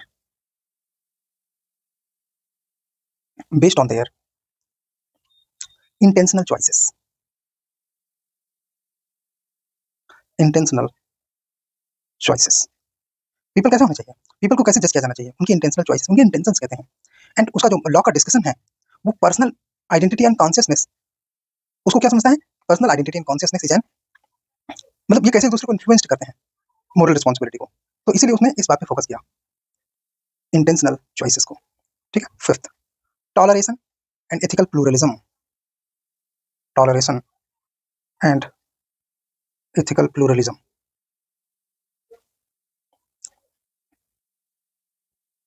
pluralism,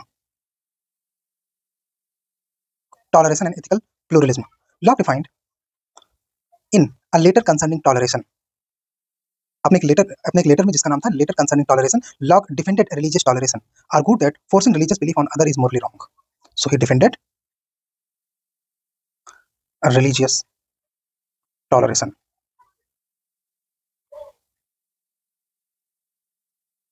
religious toleration को डिफेंड किया उसने, and he believed that state should not interfere with individual religious belief as long as they do not harm others. State should not interfere on individuals' religious freedom.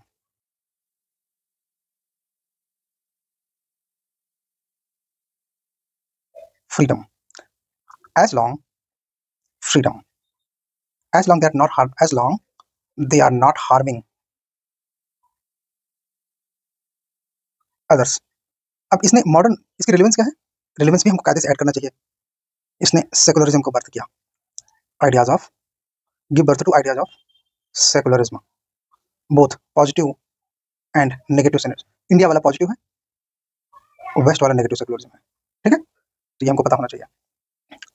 So human right, democracy, overall relevance की बात करें तो overall relevance, Locke का overall contribution क्या है, अगर हम ये बात करें तो लॉक ने जो वैल्यूज, जो प्रिंसिपल को सपोर्ट किया, उन्होंने human rights, democracy, because people will से रूलर को लेजिटिमेसी मिलती है ना, तो ये तो डेमोक्रेसी है. इंडिविजुअल फ्रीडम,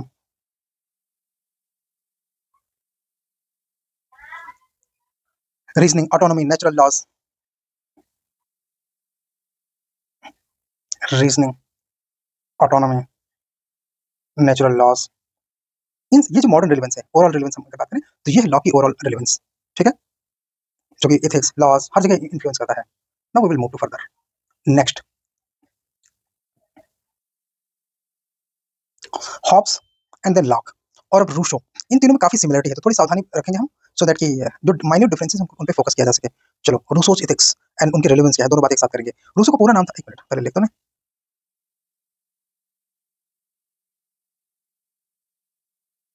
रूसो का पूरा नाम था J Rousseau, means Jean Jacobs Rousseau.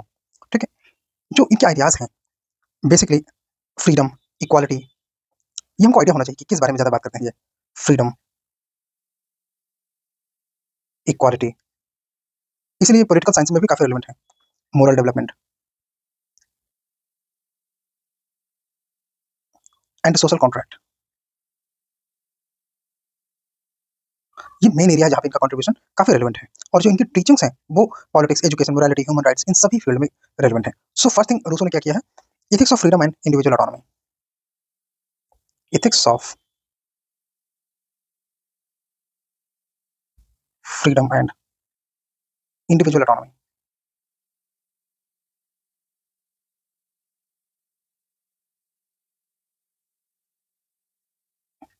Ethics of freedom and individual autonomy, जिसमें रूसो कहता है कि in the innate goodness of human, Rousseau believed in innate goodness of humans. More, he argued that society corrupts natural morality. Society corrupt करती है natural morality को.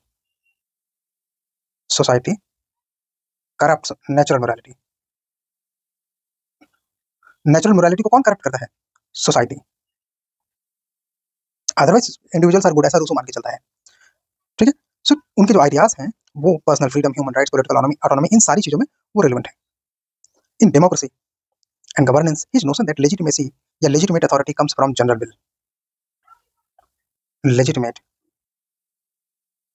Authority comes from general will.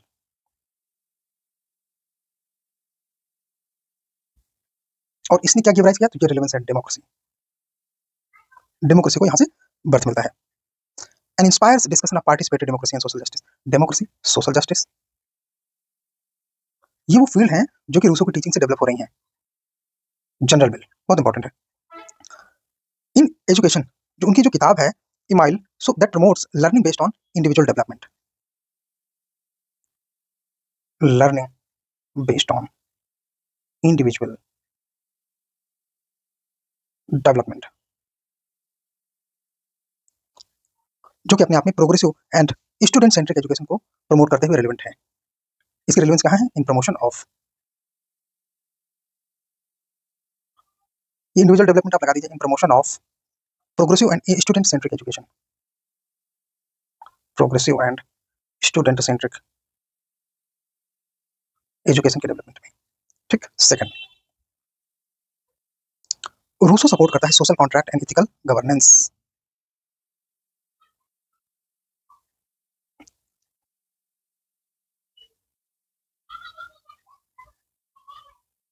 Social contract and ethical governance.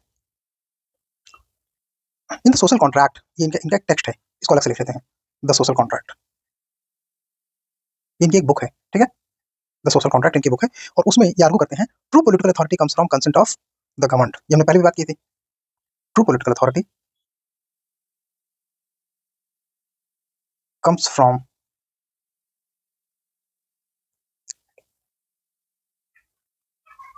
the consent of the governed, ठीक है। True political authority comes from the consent of governed, जिन पर शासन किया जा रहा है उनसे आता है। सो इसने मॉडर्न डेमोक्रेसी को डेवलप किया, डेमोक्रेटिक गवर्नेंस को डेवलप किया, कॉन्स्टिट्यूशंस को डेवलप किया। So this led to development of three things, modern democracies, democratic governance, ये दोनों अलग अलग चीजें हैं, आप लोग कंफ्यूज नहीं होना, डेमोक्रेटिक गवर्नेंस एंड कॉन्स्टिट्यूशंस, संविधानों को इसने डेवलप किया, इन आइडियाज ने डेवलप किया। इसके अलावा जो भी ह्यूमन राइट मूवमेंट्स थे, वो इक्वालिटी, पार्टिसिपेटरी गवर्नेंस, इन सबको तो human right movements,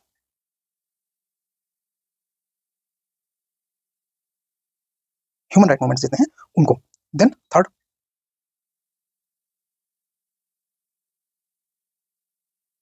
is basically morality and the common good. ये याद रखना, हॉब्स, लॉक और रूसो काफी सिमिलर है, morality and the common good,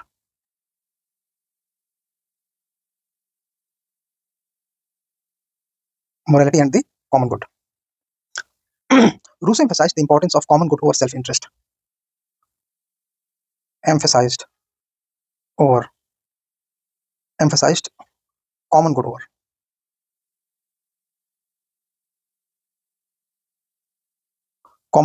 self-interest. Selfish interest पूरा लिखेंगे। सेल्फिश इंटरेस्ट की तुलना में उसने कॉमन गुड को, यानी कि पब्लिक वेलफेयर को ज्यादा फोकस किया, पब्लिक सोसाइटी के गुड को ज्यादा उसने पुश किया। एंड इसकी वजह से this led to development of environmental ethics,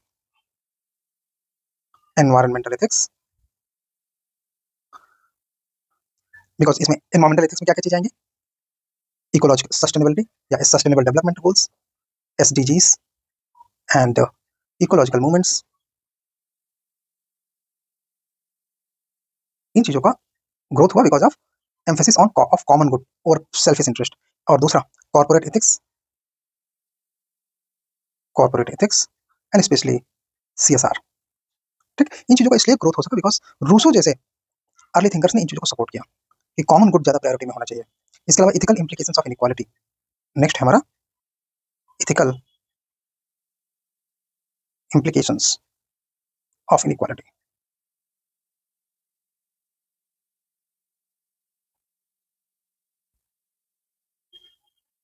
ethical implications of inequality, inequality से क्या होता है, तो इनका यहाँ पे एक टेक्स्ट है जिसका नाम है discourse on inequality.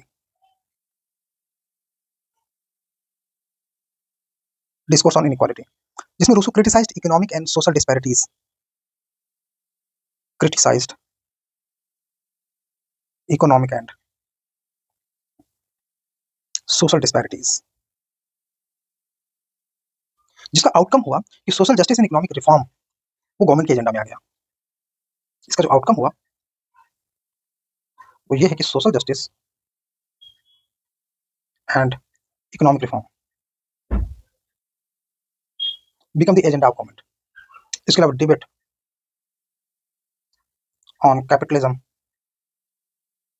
Versus socialism, ये दोनों चीजें अपने आप में हैंड टू हैंड ग्रो होने लगी। ठीक, जैसे इसको डिटेल में जाएंगे तो वेजेस, टैक्सेशन, पब्लिक वेलफेयर, सब पे फोकस होना शुरू हो जाएगा। Ethics in technology and modern society, ethics in technology and modern society.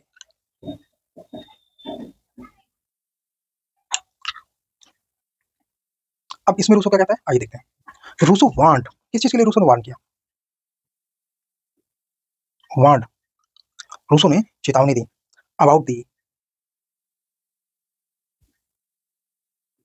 dangers of excessive reliance on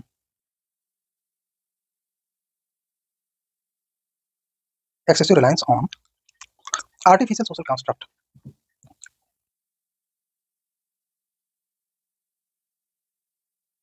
artificial social construct। अब ये कहां पे अप्लाई होता है? Utility first, digital ethics. Digital ethics में इसकी यूटिलिटीज हैं। क्या डिजिटल एथिक्स में यूटिलिटीज हैं? Concern over media, surveillance, AI driven decision making, concern over AI driven decision making,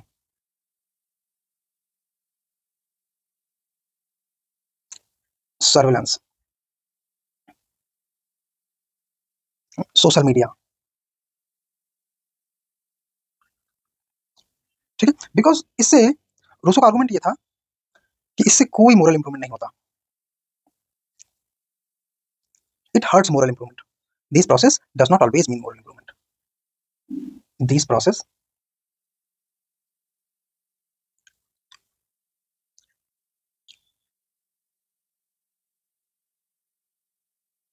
does not always lead to moral improvement. Fine. Mental health and well-being.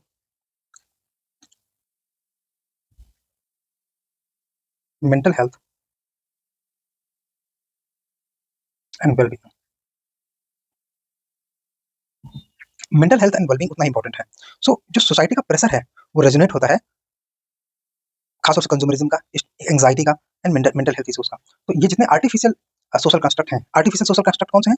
Not only technological but also मतलब वो related तो है technology से, लेकिन जैसे कि excessive techno product का use करना, मैकेनाइजेशन, क्या पब्लिक पर्पस को पूरा करता है? मान लीजिए प्रोडक्शन तो बढ़ जाता है, उससे मनी बढ़ जाएगी, बट वो पब्लिक पर्पस पूरा नहीं होता। पब्लिक पर्पस तभी पूरा होता है जब पब्लिक वर्क करे और उसको एक सैलरी मिले। टेक्नोलॉजी उसका रिप्लेसमेंट कर सकता है बट विदाउट द मोरालिटी। तो इसलिए रूसो उसको सपोर्ट नहीं करता। जस्ट पार्टिसिपेटरी सोसाइटी के लिए रूसो ने सपोर्ट किया, Rousseau supported.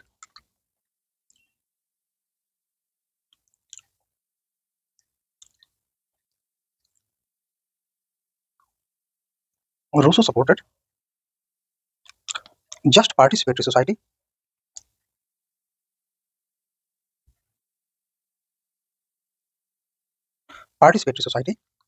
that prioritize human well-being, that इसको कंक्लूजन यूज करना, prioritize human well-being over artificial hierarchies,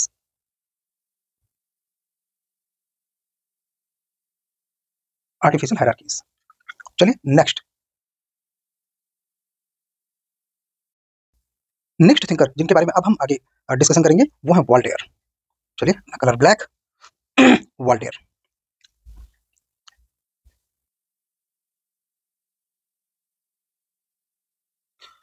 देखिए, वॉल्टेयर्स का जो प्राइम फोकस था किन चीजों पे था, अगर हमको सब्जेक्ट पता होते हैं तो हमको याद करने में आसानी होती है। तो ये ध्यान रखना, इनका फोकस था फ्रीडम, हम इनके एथिकल कंट्रीब्यूशन पे बात करेंगे, टॉलरेंस, ह्यूमन राइट्स,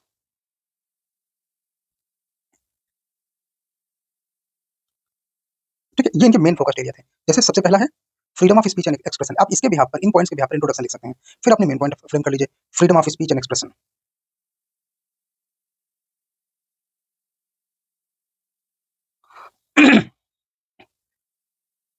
यहाँ पे आपको जानने को मिलेगा वॉल्टेयर का famous statement, I disapprove what you say, I disapprove of what you say, but I will defend, but I will defend. ये कोटेशन आपको कहीं ना कहीं यूज करने को जरूर मिलेगा। I will defend to the death, मतलब मैं जीते जी पूरा प्रयास करूंगा, to the death your right to say it, your right to say it. ये फेमस वॉल्टेयर का कोटेशन है जो कि मॉडर्न डेमोक्रेसी और जो लीगल प्रोटेक्शन होता है फ्रीडम को, उसको एम्फसाइज करता है। तो ये क्या प्रमोट करता है? रेलेवेंस में हम कह सकते हैं मॉडर्न डेमोक्रेसी को, legal protection to freedom,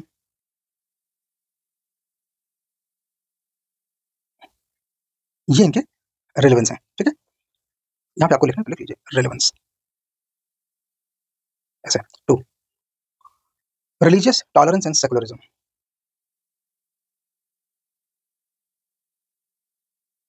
secularism. Voltaire criticized religious dogmatism, criticized religious dogmatism, supported separation of church and state, धर्म को राजनीति से अलग करना। ठीक है, जो कि रेलेवेंट क्यों है? सो कि रेलेवेंस, ये अपने आप में रेलेवेंस है। Principle of secular governance, principle of secular governance को प्रमोट करने के लिए religious freedom and preventing religious operations, preventing religious operations by the state, ये इसका मेन फायदा है। चलिए third, rationalism and critique of superstition, rationalism and critique of superstition।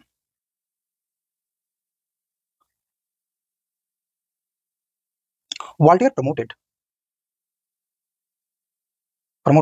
one, critical thinking,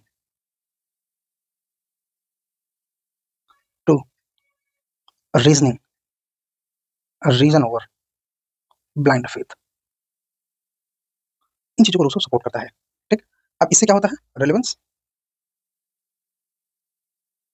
present time में क्या यूटिलिटीज है या रेलेवेंस है, सो एक एक करके लिखिए। Combating misinformation, pseudo sciences,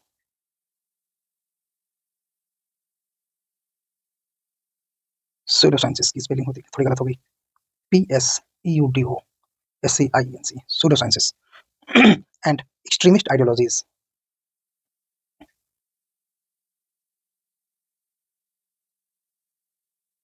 extremist ideologies. इन चीजों को काउंटर करने के लिए मॉडर्न सोसाइटी में रूसो के रैशनलिज्म एंड सुपरस्टिशन की क्रिटिक वाला आइडिया आज भी रेलेवेंट है। ठीक, फोर, सॉरी रूसो नहीं, Voltaire, human rights and justice,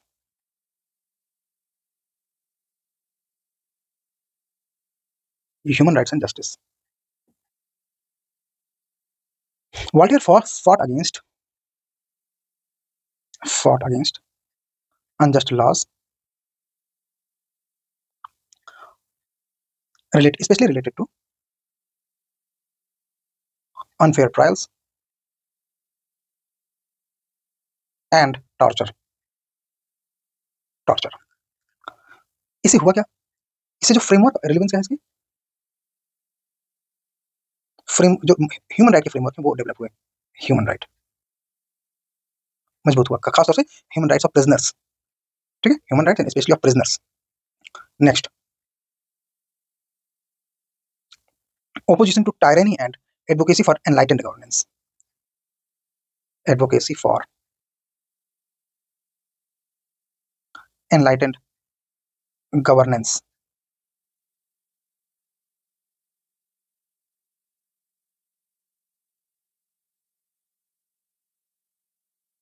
Enlightened governance को पुश किया and he criticized absolute monarchy.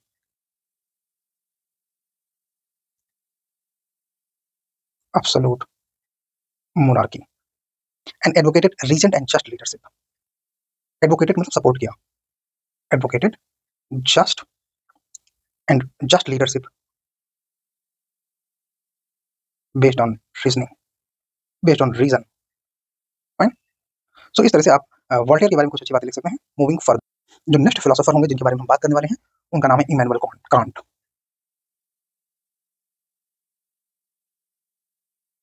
इनके बारे में हमने थोड़ी बहुत बातें पहले कर ली हैं डे 1 डे 2 में, तो आप लोग उनको थोड़ा सा उधर भी रेफर करेंगे. डिओन्टोलॉजिकल एथिक्स इन्हीं का है, तो उस पार्ट को हम यहाँ पर सिर्फ टच करके आगे बढ़ेंगे, डिटेलिंग नहीं होगी. ठीक है. Can't ethics has significant contribution in morality, law, politics and human rights. In fields में कांट की जो लर्निंग्स हैं वो अपने आप में सिग्निफिकेंट्स हैं. ह्यूमन राइट्स, ठीक है, ये तो हो गया फील्ड, ये हमको पता रहना चाहिए, इसे हमें थिंकर याद रखना आसान हो जाता है. अब आते हैं छोटा सा इंट्रोडक्शन लेते हैं. So Kant's deontological ethics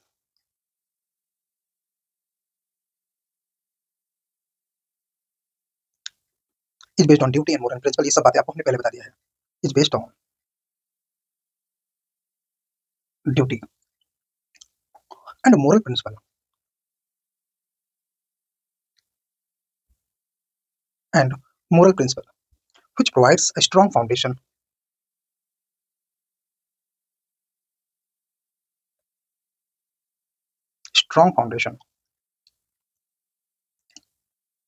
for ethical decision making.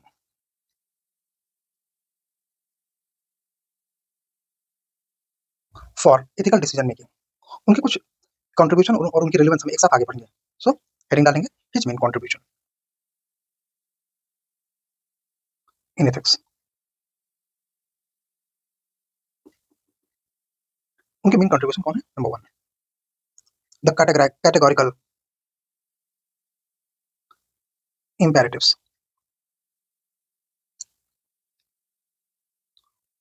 A universal moral law.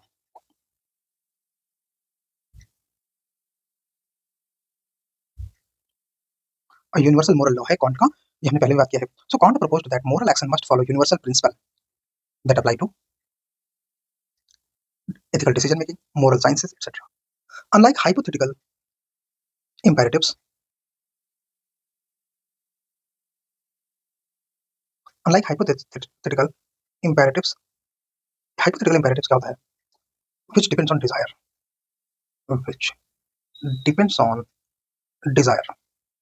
ये hypothetical होते हैं. तो unlike hypothetical imperatives, the categorical imperatives CI for categorical imperatives applies to all rational being regardless of circumstances. मतलब situation कुछ भी हो, ये सभी रैशनल बीइंग्स पर अप्लाई होता है regardless of circumstances. So can't ने यहाँ पे 3 फॉर्मुलेशंस बताए हैं सीआई के. 3 फॉर्मुलेशंस ऑफ सीआई कैटेगोरिकल इंपेरेटिव्स. कौन कौन से हैं?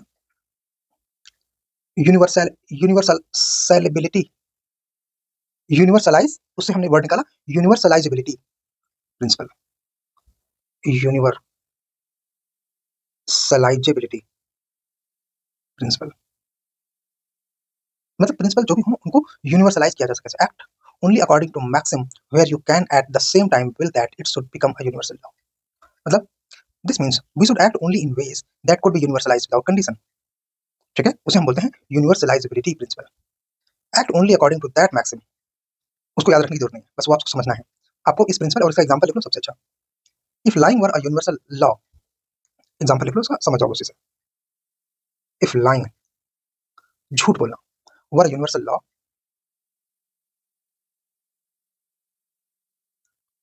Trust would collapse.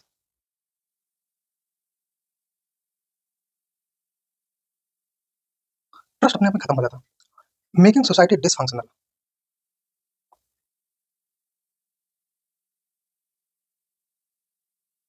Making society dysfunctional, इससे सोसाइटी डिसफंक्शनल हो जाती है। देयरफॉर लाइंग इज इमोरल, और यही वजह है कि झूठ बोलना इमोरल है। Therefore lying is immoral. ठीक, तो ये प्रिंसिपल को हमको ध्यान रखना है, यूनिवर्सलाइजेबिलिटी प्रिंसिपल, उस प्रिंसिपल को यूनिवर्सलाइज किया जा सके। टू, थ्री फॉर्मुलेशन है ना, अब हम फोकस करेंगे सेकंड पर। Two, humanity as an end not means, humanity as an end not means, not a means.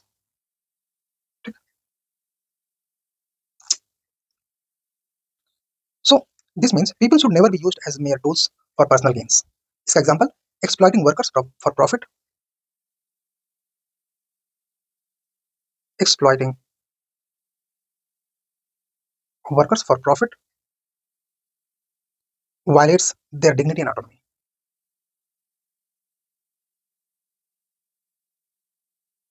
And autonomy. ठीक है? Third, the kingdom of ends.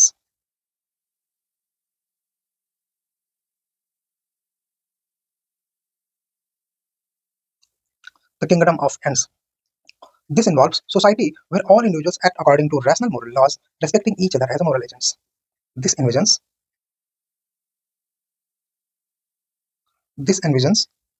a society where all individuals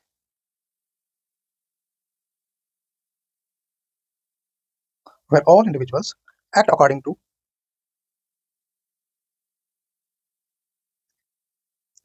rational moral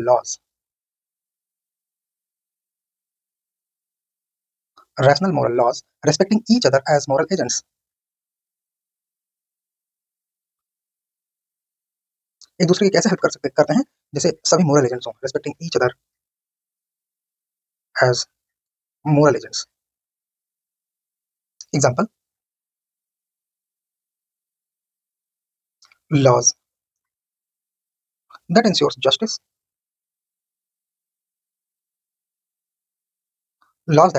justice, equality and dignity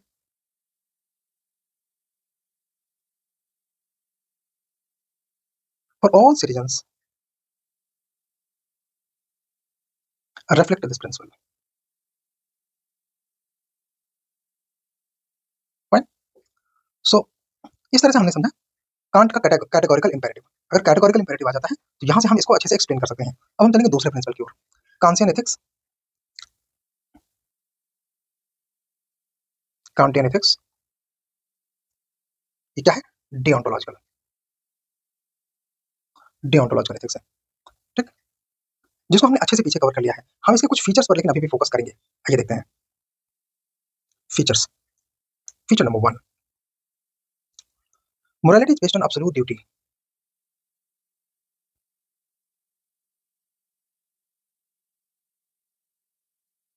not on personal desire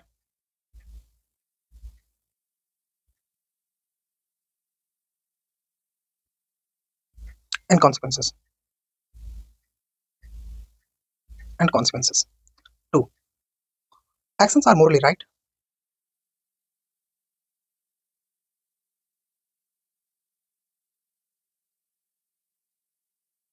if they follow universal moral laws.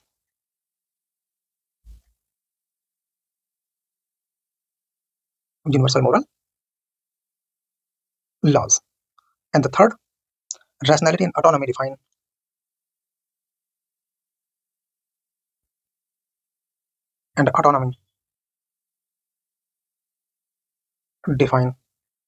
moral agency. मतलब जो moral values है वो rationality and autonomy के behalf पर होनी चाहिए। हाँ, ये तो हुआ second, Kantian ethics. Third, autonomy and moral responsibility.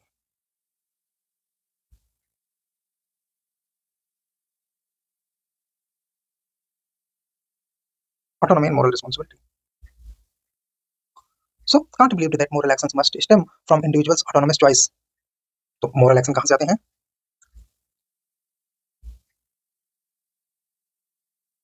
Individuals autonomous choice, कोई प्रेशर में नहीं आते। इंडिविजुअल का autonomous rather than external pressure और गेन्स। इंडिविजुअल की ऑटोनॉमस चॉइस जरूरी है मोरल एक्शन होने के लिए। ठीक है, अब इसकी इंप्लीकेशंस क्या क्या हैं, इसको आप कैसे अप्लाई कर सकते हैं चीजों को। So first, freedom and morality. Freedom and morality, the true morality comes from acting out of duty. True morality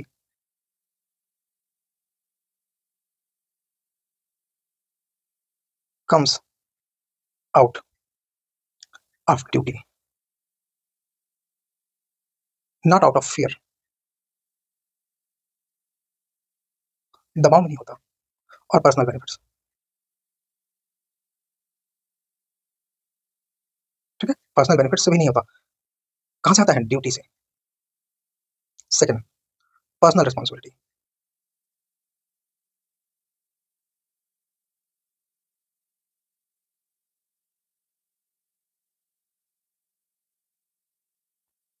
People are morally accountable for their choices. People are morally accountable for their choices. Third, ethical governance.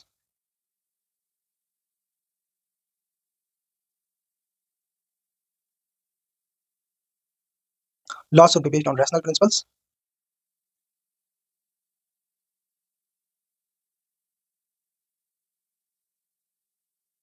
Rational principles rather than religious or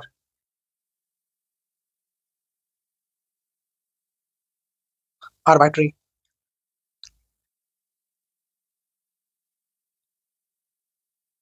rules. Arbitrary rules. Arbitrary rule से नहीं होना चाहिए, किससे होना चाहिए, rational principal से। ठीक, तो ये हमने देखे ऑटोनॉमी एंड मोरल रिस्पॉन्सिबिलिटी के 3 implications. So can't on human rights and justice, can't and ethics on human rights and justice. 4,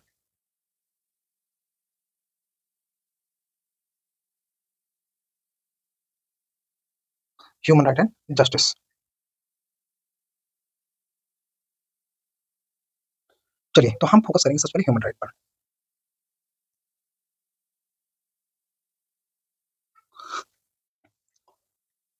The idea that all people have inherent worth, idea that all people have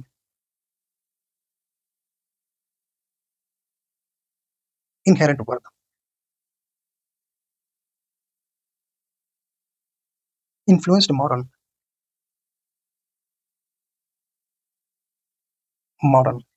human right laws.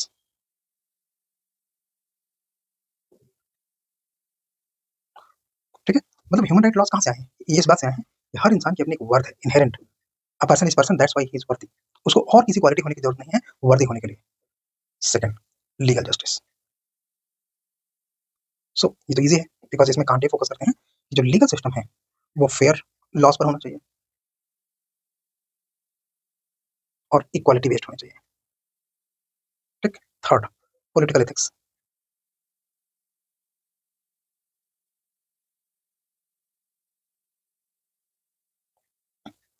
Can't democratic principle and just governance के supporter हैं। Democratic principles and just governance. ठीक है, ये 2 चीजें इसमें important. Kant की teachings की relevance क्या है, सो इनकी रेलेवेंस है बिजनेस एथिक्स में, मेडिकल एथिक्स में, एआई एथिक्स में, एनवायरमेंटल एथिक्स में। अच्छा, इनका क्रिटिसिज्म क्या है, क्रिटिसिज्म है कि ये रिजिडिटी पर ज्यादा फोकस कर रहे हैं, फ्लेक्सिबिलिटी नहीं, because universal laws without exception, ये सारी चीजें। कॉन्फ्लिक्ट, इनकी जो ड्यूटीज हैं उन्हीं में कॉन्फ्लिक्ट है, conflicts among duties, lack of consideration for consequence, lack of consideration for consequence। ठीक, तो ये कुछ क्रिटिसिज्म है। चलिए अब हम फोकस करेंगे अगले थिंकर की ओर। So next is Jeremy Bentham.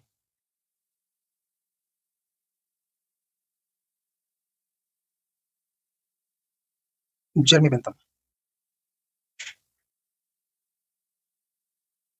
देखिए जेरमी बेंथम के जो टेलीलॉजिकल एथिक्स है ये हम ऑलरेडी कवर कर चुके हैं, तो उस पर तो फोकस करना नहीं है। इनका जो यूटिलिटेरियन प्रिंसिपल है उस पे हम कुछ उन बिंदुओं पर फोकस करेंगे जो हमने पीछे डिटेल में डिस्कस नहीं किए। ठीक है, तो utilitarianism number 1,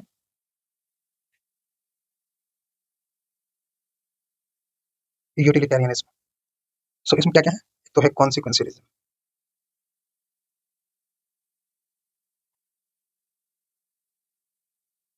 second hedonism. Hedonism का मतलब होता है सेल्फ सेंट्रिज्म, और कॉन्सिक्वेंस का मतलब होता है कि action is determined by outcome, greatest happiness principal.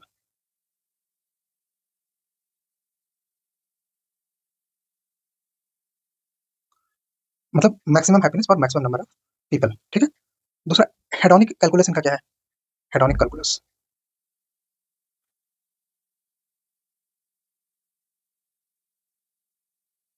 Hedonic calculus मतलब measuring happiness, measuring happiness. Hedonic calculus में मेजरिंग हैप्पीनेस। सो कैसे मेजर किया जाएगा हैप्पीनेस, हैप्पीनेस मेजर किया जाएगा कि किसी भी मेथड का जो मोरल वर्थ है, यानी या किसी भी एक्शन को मेजर किया जाएगा, action is measured based on consequence, action is to be measured based on consequence. First, intensity, how strong is the pleasure और पेन। ठीक, अगर वो प्लेजर दे रहा है देन एक्शन ठीक है, पेन दे रहा है एक्शन नहीं ठीक है, इस तरह से चीजें जज की जाती हैं। ड्यूरेशन, हाँ मतलब कितना समय तक ये रहेगा, अगर हैप्पीनेस है तो या पेन है तो। सर्टेनिटी, कितना सर्टेन है कि उस एक्शन का वो कॉन्सिक्वेंस होगा। प्रॉक्सिमिटी, कितनी जल्दी हो जाएगा। Then fecundity, meaning will it lead to more pleasure, क्या ये प्लेजर को बढ़ाएगा। Purity, will it avoid pain, purity का मतलब है क्या पेन को दूर करेगा। Extent, how many people will be affected, extent. ठीक है, सो ये तो मेन थिंकिंग है। इनका क्या कंट्रीब्यूशन है, मतलब मॉडर्न रेलेवेंस क्या है, बेंथम का रेलेवेंस क्या है। So legal reform, then present reform, then present reform कैसे कि उन्होंने रिहैब को प्रमोशन किया था और पनिशमेंट को अवॉइड किया, democracy and human right, animal rights, हर जगह इनके रेलेवेंस है। ठीक है, अदर देन अगर लीगल डोमेन का है तो बिजनेस में, मेडिकल साइंस में, एआई में, हर जगह बेंथम के रेलेवेंस है। नेक्स्ट, सो अगले थिंकर पर हम फोकस करेंगे जो है जेएस मिल, जॉन स्टुअर्ट मिल। ठीक है, जेएस मिल इंपॉर्टेंट है, फोकस करेंगे। जेएस मिल अपने आप में यूटिलिटेरियन थे। ठीक है, और इनके मोस्ट ऑफ द थॉट जो है वो बेंथम से मैच करते थे। एथिक्स के डोमेन में इनका जो मेन कंट्रीब्यूशन है वो बेंथम से ही मैच करता था मोस्टली। जैसे कॉन्सिक्वेंस पे फोकस करना, हायर एंड लोअर प्लेजर पर फोकस करना। ठीक है, तो एक तरीके से इंडिविजुअल राइट्स पर जोर देना, लिबर्टी पर जोर देना। तो एक तरीके से इनका जो कंट्रीब्यूशन है वो मेनली बेंथम के जैसा था। और वेस्टर्न थिंकर में जो हम लास्ट में पढ़ेंगे वो जॉन रॉल्स है।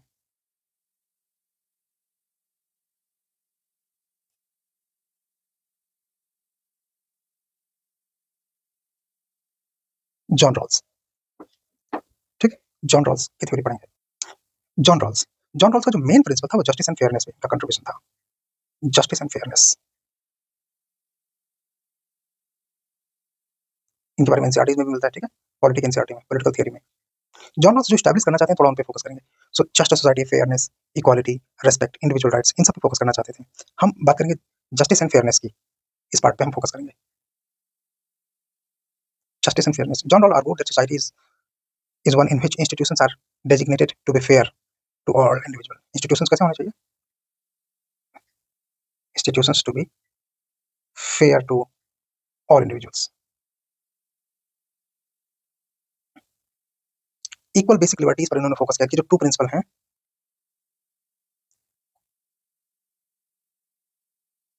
One, equal basic liberties,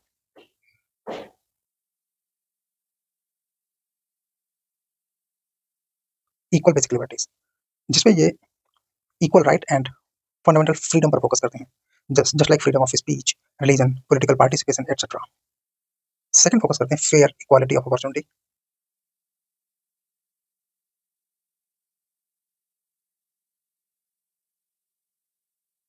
and the difference principle,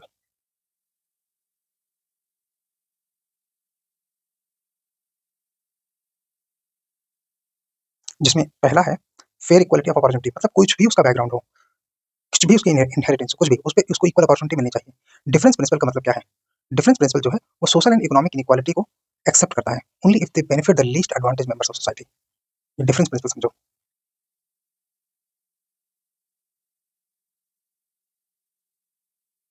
इसका मतलब ये है कि social and economic inequalities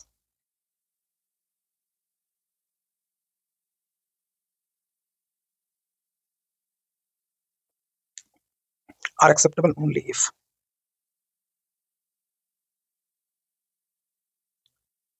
they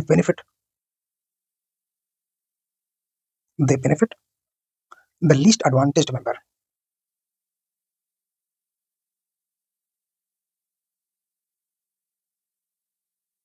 of society। जैसे टैक्सेशन एंड वेलफेयर, जिनकी इनकम ज्यादा है उनको ज्यादा टैक्स किया जाता है, ठीक है। दूसरा इनका एक इंपॉर्टेंट प्रिंसिपल हमने अभी देखा, हाँ ये हो गया जस्टिस एंड फेयरनेस। एक अलग से हेडिंग है, इससे बिल्कुल अलग है जॉन रॉल की व्हील ऑफ इग्नोरेंस। एनसीईआरटी में ये है व्हील ऑफ इग्नोरेंस, ठीक। Wheel of ignorance is to determine fair principle of justice, to determine fair principle of justice, fair principle of justice कैसे काम करता है? How it works? Imagine if you are designing a society but do not know your own race, gender, social class or abilities.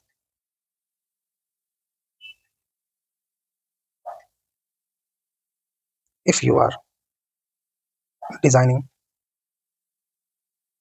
a society being unaware about your own race, caste, gender, abilities, मतलब आप अपने attributes को नहीं जानते, ठीक है। Without personal bias, you choose a fair system that benefits everyone and especially most disadvantaged, ठीक। इसके अलावा रॉल का यूटिलिटेरियन एंड अगली हेडिंग है यूटिलिटेरियन व्यू, तो उत्तर है रिजेक्टेड। अच्छा, लिबर्टेरियन व्यू को क्या है? लिबर्टेरियन जो व्यू है, उन्होंने बोला कि जो एक्सट्रीम इकोनॉमिक फ्रीडम है वो अनजस्ट और इनइक्वालिटी को प्रोड्यूस कर सकती है। तो अगेन ये जो लिबर्टेरियन व्यू है उसके भी अगेंस्ट थे, ठीक है। सो वेस्टर्न फिलोसफर्स का ये दौर हमारे यहाँ पे समाप्त होता है। और मैं आपको एक ही चीज बोलूंगा कि देखो इनको पढ़ना इसलिए जरूरी है बिकॉज ये एग्जाम्पल के तौर पर एथिक्स के हर प्रश्न में लागू होते हैं। Every question needs at least one statement from one thinker. ये आपकी अंडरस्टैंडिंग को शो करेगा कि आप इस सेशन को कितना यूटिलाइज कर पाते हो। अच्छा, कुछ बच्चे कमेंट कर रहे थे कि जैसे कि सेशन की स्पीड ज्यादा रहती है, तो आपके पास यूट्यूब में विकल्प है कि आप 0.75x में लेक्चर देखें। 0.75x में अगर आपको तेज लगता है तो 0.75x में आप लेक्चर को देखें, 1 पर मत देखें अगर आपको तेज लगता है तो, ठीक है। बिकॉज हमको लिमिटेड टाइम में ये चीजें समाप्त करनी होती है, तो इसलिए हमारा अपना तरीका है। Thank you, keep watching. और यदि आप यूपीएससी प्रीलिम्स फर्स्ट टाइम में क्लियर करना चाहते हैं तो आपको टॉपिक वाइज एमसीक्यू सॉल्व करना चाहिए। बहुविकल्पी प्रश्न जो अध्यायवार होते हैं उनको सॉल्व करना चाहिए। उसको सॉल्व करने के लिए कॉन्सेप्चुअल आईएएस लेके आए हैं नज 100। नज 100 में आपको टॉपिक वाइज 100 पेपर्स मिलते हैं जो कि प्रीलिम्स 2025 को ध्यान में रखते हुए बनाए गए हैं। इसके अलावा इसमें आपको अप्रोक्सीमेट 6000 क्वेश्चन की प्रैक्टिस करने के लिए मिलेंगे। पूरे 100 पेपर होंगे जिसमें कई पेपर होंगे जिनमें पूरे 100 क्वेश्चन होंगे, बाकी सभी में 50 प्रश्न होंगे।